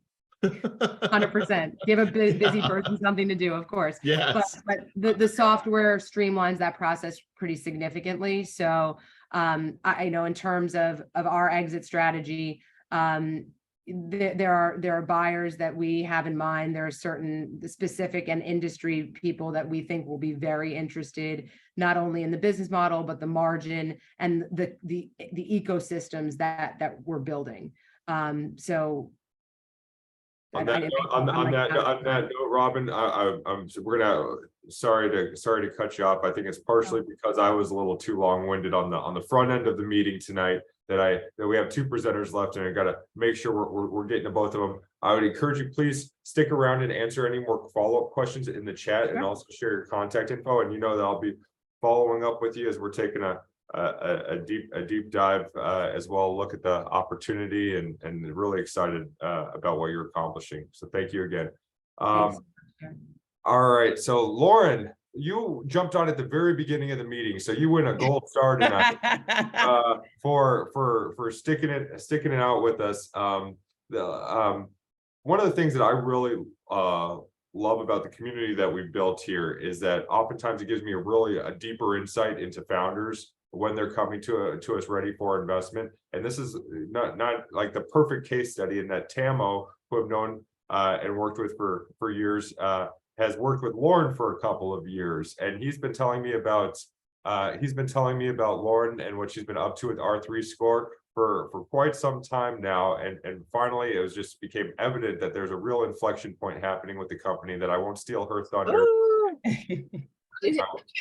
I won't steal Laurin's thunder. I'll let her touch on that. But I think that this is, whereas we've seen some later stage sort of Series A valuation range opportunities, this is one that's definitely, I think, really in a sweet spot for an angel group. And I know because I'm actually we're kind of in the midst of talking term sheet right now. So with that, I just want to say that lastly, that Laurin this is one of the rare opportunities, well, not one of the rare opportunities, but one of the truly important opportunities where I think we can do a lot of good and make a lot of money, which is, I think you see that with all these companies.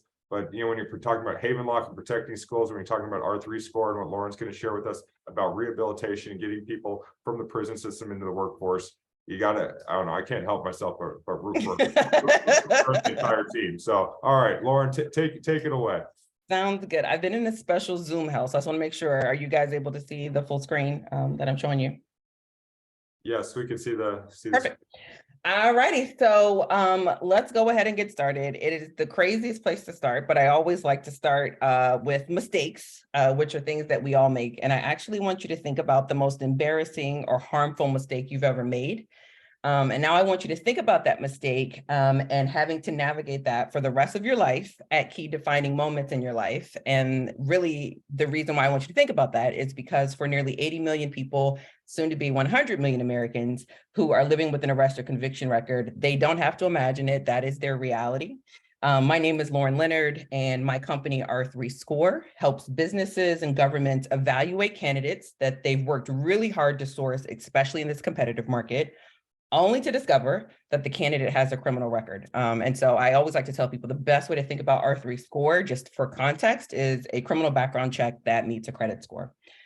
We are in market today. Our pipeline includes businesses, government agencies seeking to address their urgent talent needs, specifically around the area of redefining risk. The reason why this is important is because 9 out of 10 employers run a background check, 4 out of 5 landlords run a background check, and 3 out of 5 colleges and universities, they run background checks. So the R3 Score value advantage is providing what is considered maybe more like a credibility check. To our customers, we help them manage what is their perceived risk while also achieving their growth goals. We are super excited about the traction we've gained by way of some of our most brand recognized customers, which I have some of their logos there for those who might be familiar. Our business model is powered by our proprietary technology and data collection process. Today, we have 3 price points. Customers can sign up for our on-demand pricing. We have a B2B annual subscription, and we have a B2G subscription. I think if you had to boil it all the way down, we make overlooked and untapped candidates visible. And if you take the business model, put it on top of the market at a full revenue potential, we'd be looking at $985 million in revenue for R3 Score and our investors. And so while we've been doing that in the backdrop, validating kind of our with brand recognized customers, an exciting opportunity actually has come our way. Last year, Inventive Technologies, which is the largest prison tablet provider, selected R3 Score as one of 3 third-party developers to launch a brand new marketplace with. This creates an even bigger market opportunity for us and what we're considering a closed product loop. Because while I gave you the number of people who are in kind of what's considered the reentry phase, 80 million folks who have a record today, roughly, every day there are 2 million people under some form of correctional supervision, and Inventive engages with 32% of that market. So super excited to introduce you to our latest product, R3 Up. It is one of the things that gets me super excited because of its strong revenue potential. For those in prison, R3 Up promotes positive choices. It provides meaningful chances, and it enables real change by way of diverse content refreshed monthly in the buckets that you see on the screen. And we also get to offer our core product of our scores to individuals pre-release, which means people can be ready to work on day one. Our journey to this point has been about getting really to product market fit. And now we're turning our attention to building the business with strong fundamentals. We've been hyper-focused on building out a pipeline because it was important to demonstrate that people wanted the product, that we knew who our repeatable customers were. And so by closing 5% of the pipeline we have, and by booking revenue with Inventive, we're still in a position to close this year at $1 million in revenue. We are revenuing. Our revenue technically has been kind of what would be considered nominal. So the ability to hit this key metric is important to us. I am a 2-time co-founder. I am a co-founder alongside Teresa Hodge, who was actually my mother. We are Techstars alum, and at Techstars, you're trained to look for your unfair advantage. So here are 2 of ours. We have true deep customer intimacy with the industry by way of our family's lived experience with mass incarceration. My mother is formerly incarcerated, which gives us a competitive edge in the deep cultural competency that's required to run a business in this space. And also, we have a very strong earned media footprint, which allows us to have trust on the other side of the market with the folks that we look to score. In the end, this has helped us to gain key partners, investors, and evangelists along the way. So for us, we've navigated to this spot, and we're at a major inflection point with key pending contracts. And our go live date actually for R3 Up technically set for July 7th as a hard launch in 5,000 tablets. We are already through the security testing. And so we are strategically raising $1 million in traditional venture capital as part of a blended capital stack. Kind of like Havenlock, we have some opportunity for non-dilutive capital, of which we've already closed and or have 750,000 committed. But the 1 million will let us to make key security tech enhancements. We'll be able to test some assumptions around R3 Up and make a key hire. Super grateful for Garrett and the introduction. As he's mentioned, we are having conversations with him around a term sheet. For me, I feel like this moment is really about unrepeatable timing. Never in my career would I have thought that Wayne Gretzky would be somebody I quoted, but this is literally the quote that sits at my desk, because I think there are some anticipated shifts in the screening industry, and we are confident we're the folks to lead this space. I know we'll be the gold standard in screening as we're driving to be the #1 vendor in 5% of US metro markets. And pretty much just in close, I think the main thing that I hope to kind of convey and share is that we believe in a world where none of us are worse than our worst mistake, and that it is 100% possible to do well and do good at the same time. So I will take any questions you guys have. Yeah, I would like you to elaborate for the group just a little bit, specifically on the Inventive opportunity and the way in which they are the tablet opportunity and what that means for your technology and for you to be an approved vendor living on the tablets that these inmates have access to. Absolutely. So the Inventive opportunity, well, first, again, kind of going back to 2 million folks who are incarcerated, Inventive has 650,000 tablets across prisons and jails nationwide. It is the most captive audience, as if you could imagine. So you have people who the tablet and the Inventive model, just for one quick clarification, There are about 3 to 4 big tablet providers in this country. Their model is one of the better models in that every person in the facility has a tablet. So when we move to a new facility, it means that we don't have to kind of wonder who has a tablet and who doesn't. So North Dakota is the first facility that was approved as of last week. And so that's going to be our innovation partner, which means our app will be available towards the end of this month, beginning of July, to 5,000 folks.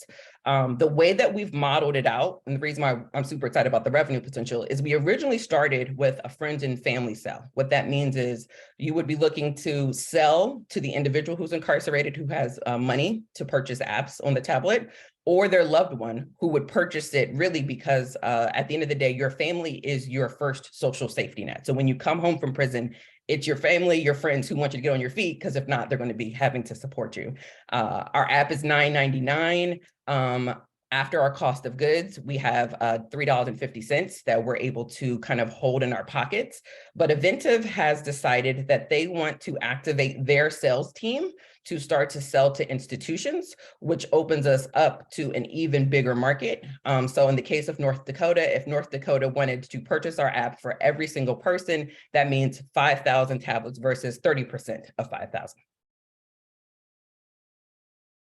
Perfect. So again, just to recap for the good of the group, and Aventive is essentially selling directly into the prisons, and they are purchasing mass licenses for the technology as well as the apps, which you're now providing to them for the, well, scaling first with North Dakota, but then to the other prisons where they're located. Okay, very good.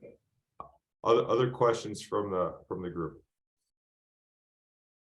Can you talk a little bit more about the other side of the marketplace, like on the hiring end? And yeah. So what's interesting is, so Ally Financial was kind of our first big customer. And they're originally started when they were doing kind of fair chance hiring, which I'm not sure if any of you are familiar with that term, but fair chance or second chance hiring is corporations and or governments looking to actually tap into this candidate pool. They engaged us specifically around their call center line of business. We're finding that the financial services is a kind of a good spot for us, but there's also a lot of opportunity in manufacturing, transportation. President Biden made some key infrastructure investments, and now they are desperate for employees. So we have 2 new contracts. So when I talk about the B2B annual subscription, we've closed one, we have one in review. We have a pipeline of about technically close to 100, kind of if you look at it that way across the country. And what they're looking for is the opportunity to have scores that allow them to hire upwards of about 200 employees. So we're talking about folks that have about at least 3,000 employees. So we're in that size of an employer scope. Those are the contracts that we are super excited about because they're going to give us some stabilization of our revenue. When we launched with an on-demand pricing, so which is traditional for background screening, which is you don't buy a background check report until you have a candidate to review. And so we just couldn't build the right projections off of it. I'm sure everybody's wondering what that term sheet said, Lauren. So I might as well just share with the group, even though it's not signed. What we're discussing right now is a $6.5 million valuation cap with 20% warrant coverage for the first half that comes in, because we need to accelerate the raise a little bit and get people off the sideline into the game so that she can scale through these early opportunities.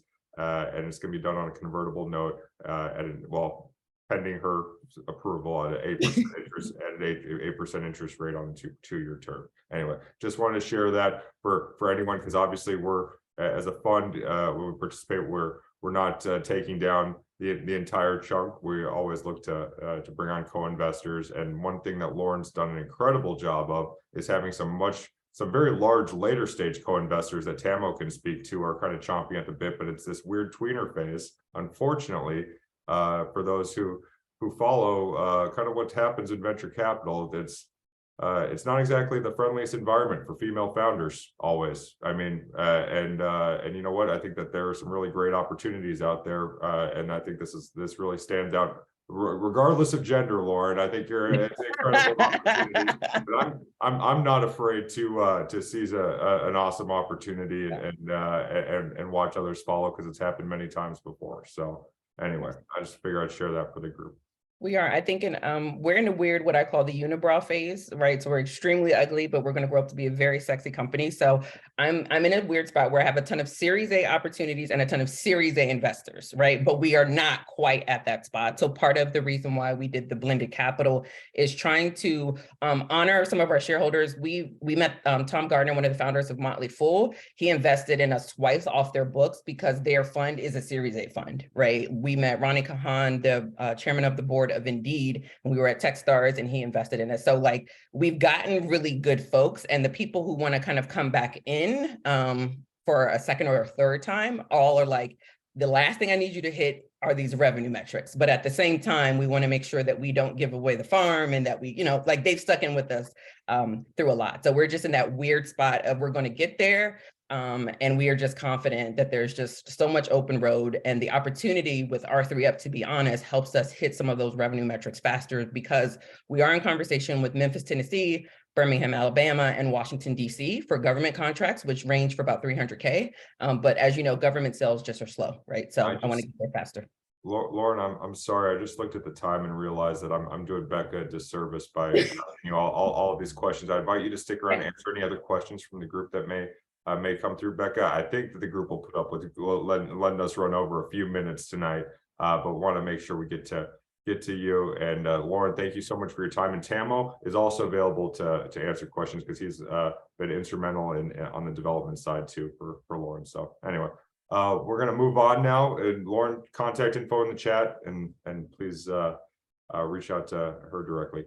Okay, Becca, it's so happy to have you on with us. Thank you for making the time. The introduction to Becca came through Nachi, who's I don't believe is on the call. Nachi's an investor who's been an active part of our team here, more on the healthcare life science investing side.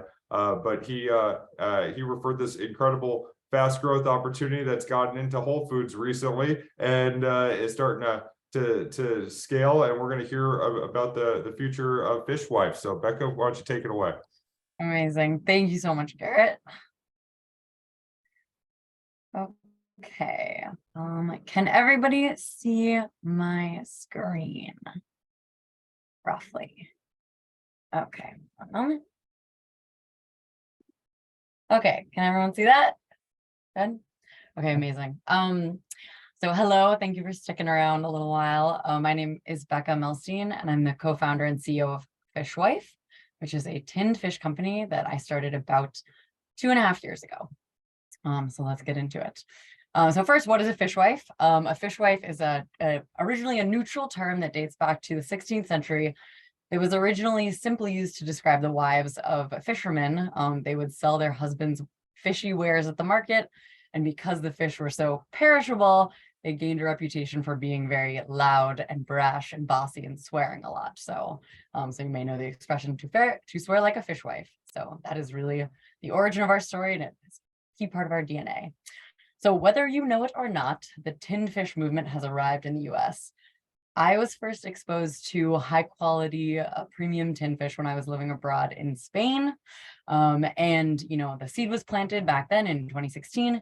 And during COVID, I really noticed there was so much excitement around tinned fish in the US. And I attribute that to, you know, 3 key factors. One, I think a lot of people had a similar experience to me and traveled abroad to Portugal, Spain, had these rarefied culinary experiences, and returned to the US and went to their local supermarket and found an aisle full of dusty, star-kissed, and bumblebee tins. I think the second key reason is that there were 3 really powerful culinary figures, Anthony Bourdain, David Chang, and Alison Roman, who really made it a part of their brand to espouse the benefits, the health benefits, the nutritional benefits, the convenience benefits of tinned fish. And the last factor was really the COVID-19 crisis. Tinned fish has a very interesting duality of being both more or less a prepper food.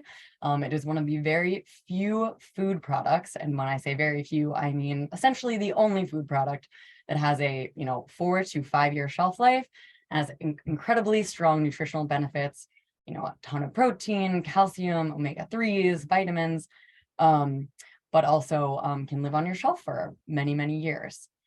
So that is when I started to see the trend really showing up, is during 2020. And over the past 3 years since I've been running the company, we have just seen this trend grow and grow and grow. This was, additionally catalyzed by a huge TikTok trend of all things this year, focused on tin fish and how to consume it. So, we've seen this giant uptick in the interest in tin fish. The year-over-year growth of the word tin fish grew almost 400% from 2021 to 2022. Becca, I'm so sorry to interrupt. I just want to make sure we're still on the home slide. Just sometimes we don't see what's happening. Sometimes there's no movement. So if you're seeing slides flipping through, we're not seeing that. I don't know why that's happening. Okay, let's see. Resume share. You can scroll or go to the next. Yeah, I have been scrolling, but maybe it's not showing you that. Let me see if I make it. Okay, can you see this? Yes, you can see this. Okay, I think we'll stick with this then, if that's okay. So you really didn't miss much. Here we go. So these are the Fishwives aforementioned tin fish movement. Here are some of the press headlines highlighting the exponentially growing tin fish trend. And then here are some of the high level stats. So almost 400% year-over-year growth of this term, 10% category growth from 2021 to 2022. And to give you a size of the market, the canned fish market in the US alone is $6 billion, projected by the year 2027. Right now, we're right around $5 billion.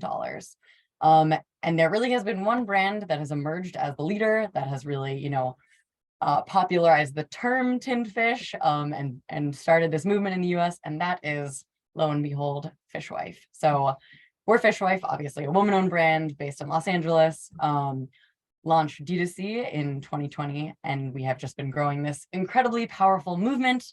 You'll see, why is everyone obsessed with tin fish? Tin fish goes viral among Gen Z. Fishwife is leading America's tin fish renaissance. Those are the headlines we've been getting for the past 3 years, and most of them organically and inbound. So we're building America's first beloved seafood brand. When you think about the seafood category as a whole in the US, it's a $42 billion category.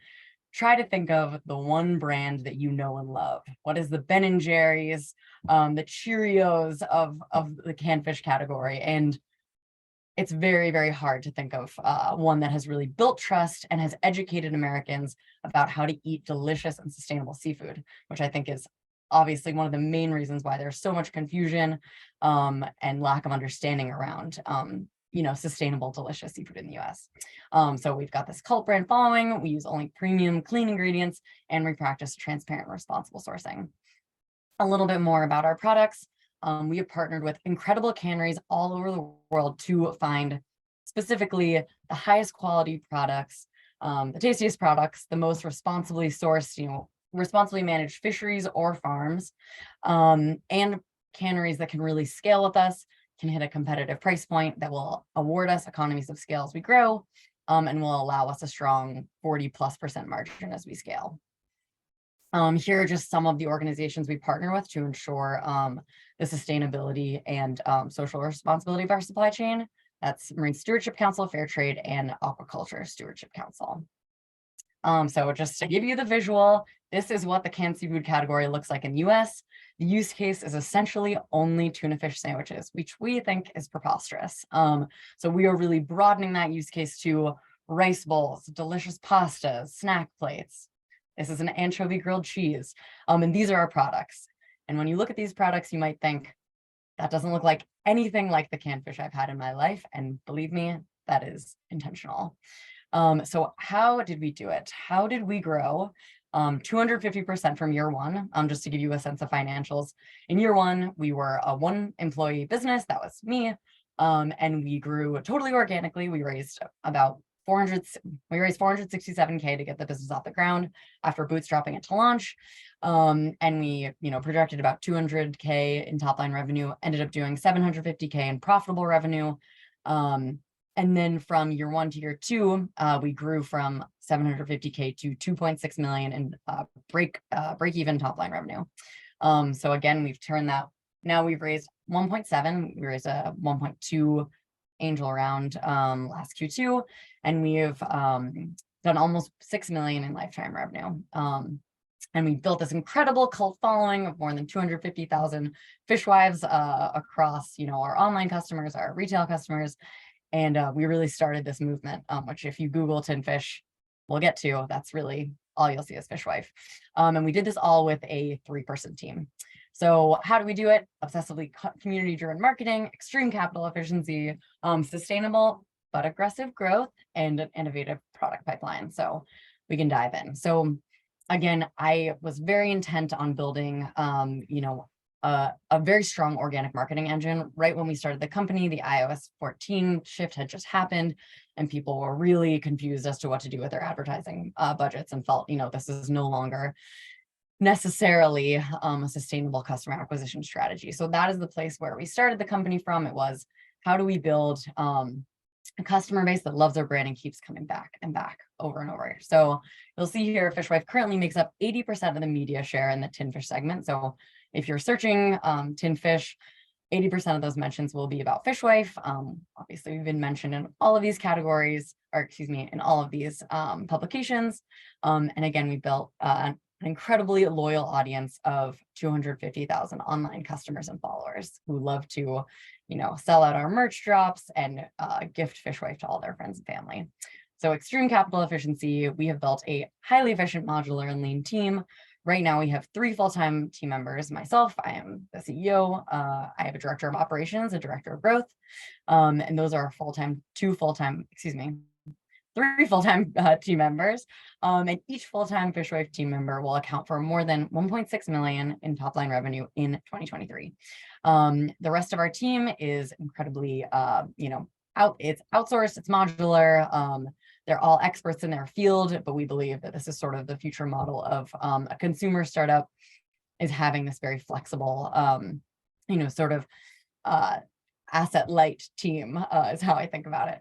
And to give you a sense of our marketing budget right now, it's only 12% of our sales compared to an industry standard of 30% to support the kind of strong growth that we are showing. So to give you a sense of numbers, these are just some of our top line D2C stats. So we have a 35% repeat customer rate. That's over a 6-month cohortized period. 81% of our sales are currently organic. We have a $70 AOV, which I think is surprising to a lot of people, that the majority of our customers are buying $70 worth of tin fish, but that is the case. Our BCAC is $6.50, and our paid CAC is currently $20, and we're seeing a 3.5x ROAS on Meta. So, as I said, I very much built this business to be a predominantly organic marketing engine, but we did start spending on paid a little bit last year, and have seen tremendous efficiency, lo and behold, on Meta. So we are leaning into spending on Meta, and are scaling it as we continue to be first purchase profitable. We also have very strong stats on email. We have a 59% email open rate. This should actually be 70,000 followers across social media, 50,000 engaged email subscribers. We have a 3.5% social engagement rate compared to an industry standard of 0.5%. So not only do we have a lot of people paying attention to us and opening our emails and checking out our social media posts, but they are deeply, deeply engaged in what we're doing. So again, our top line revenues were $750K in year 1, 2.6 million in year 2, and we are on track to do 5 million or more this year. As you'll see here, Q4 for us is very powerful, and we expect that to continue. So a little bit about gross margin. I'm not sure how many folks on here are, previous investors in the consumer space, but sort of the gold standard for gross margin across, retail and D2C is between 40 and 45%. And right now we're at 35% of retail, 32% in D2C. And by 2025, we have a absolutely clear line of sight to getting to 42 and 41% respectively. I think it's important to note these are fully loaded gross margins. So not product margin, in case some of you see that sometimes. So a little bit about our product line, because I'm sure very few of you are familiar.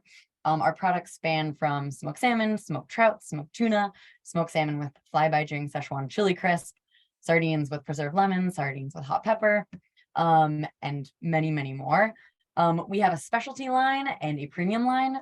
We've seen tremendous success, obviously, in D2C and also in the specialty channel.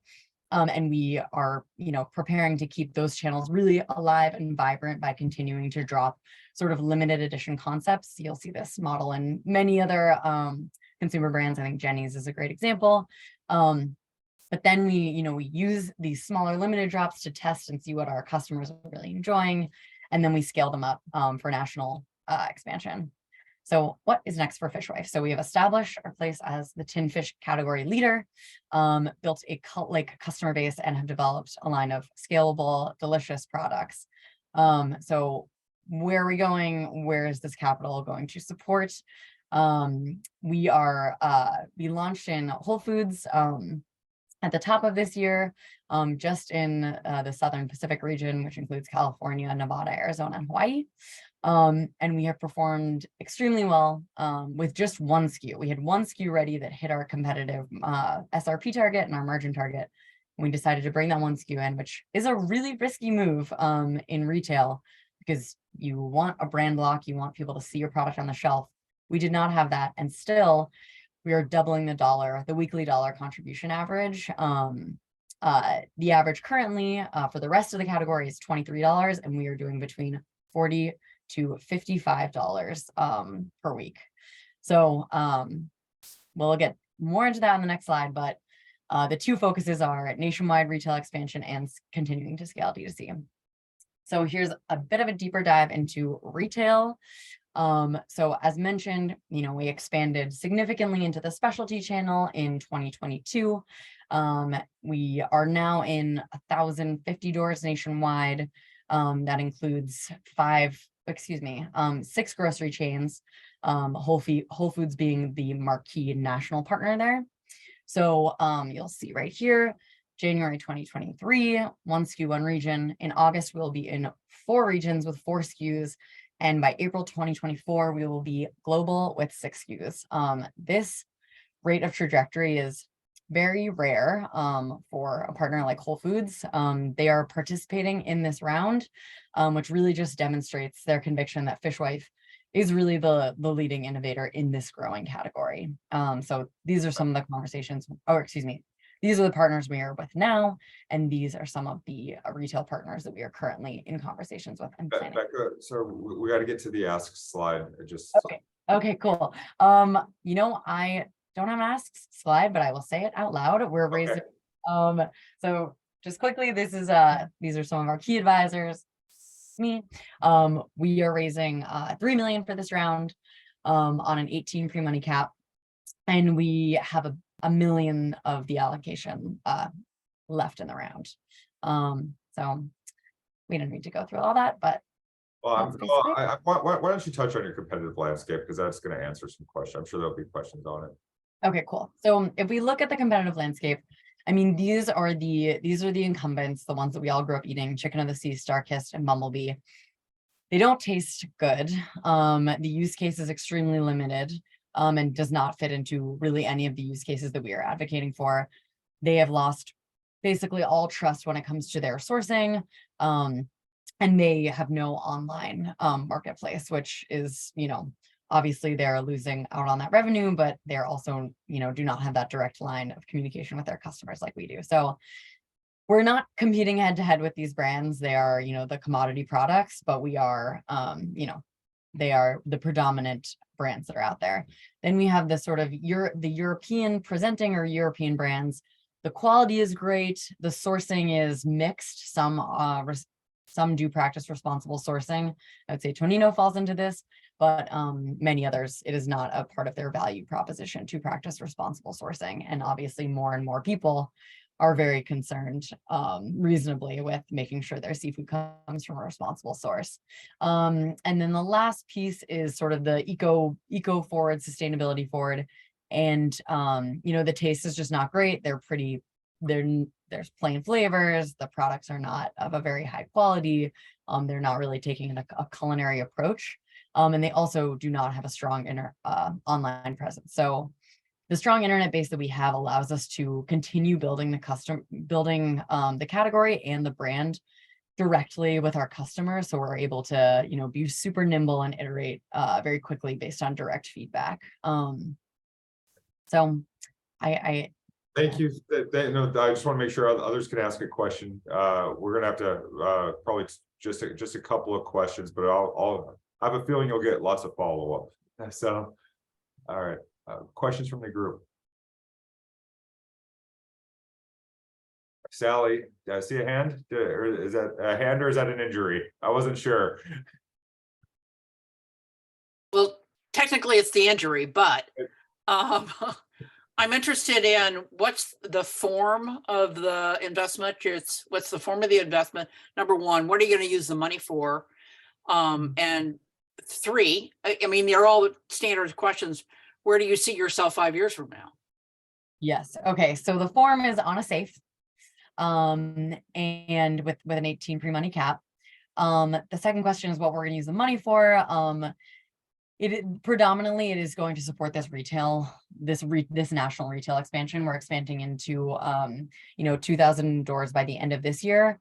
And then next year it'll be almost 3,000 doors. And this will certainly go to cover the cost of refills, slotting, demos, merchandising, all that goes into supporting a national retail launch. It will also go into hiring a couple of the part-time and consultant team members. So for instance, we have an incredible veteran in the industry as our sales advisor currently, who has 20 years of experience.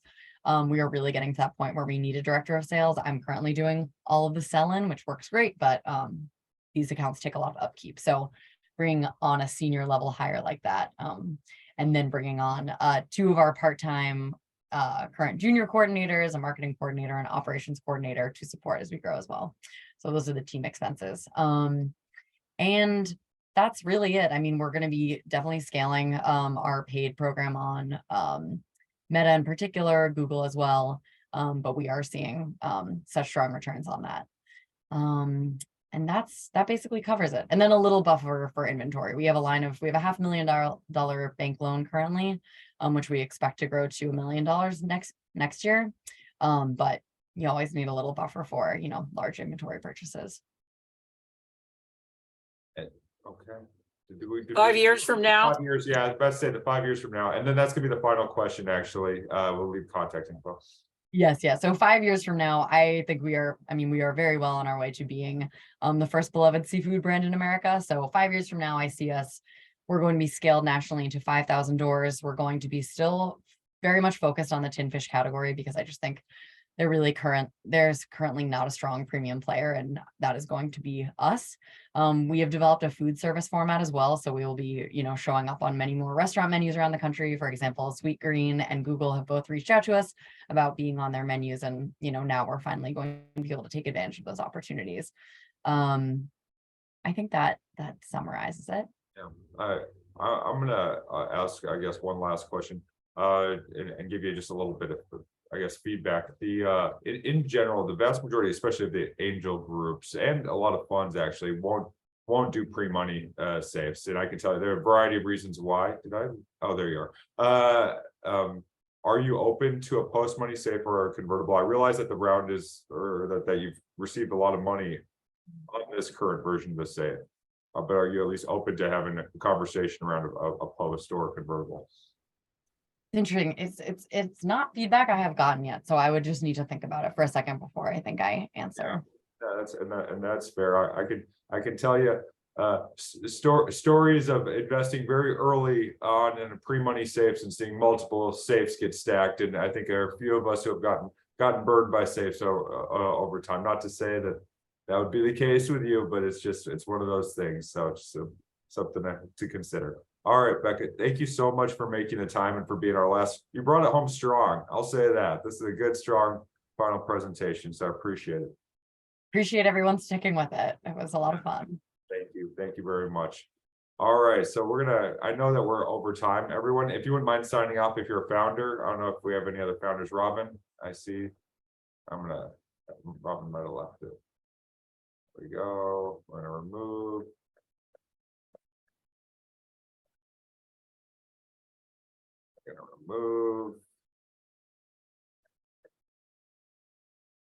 Sorry, I think that a few of our founders just left their computers on, so we're gonna nicely show them the door. All right, don't report. Cool. Well, Sally, we would love to hear if you liked any of the companies this evening. Why me? Oh, because you're new. You gotta pick on the newbie. Or if you hated them all, that's fine too. You can say. No, I didn't hate them all. I didn't hate them all. I didn't hate them all. I thought some of them, well, I like Haven Lock.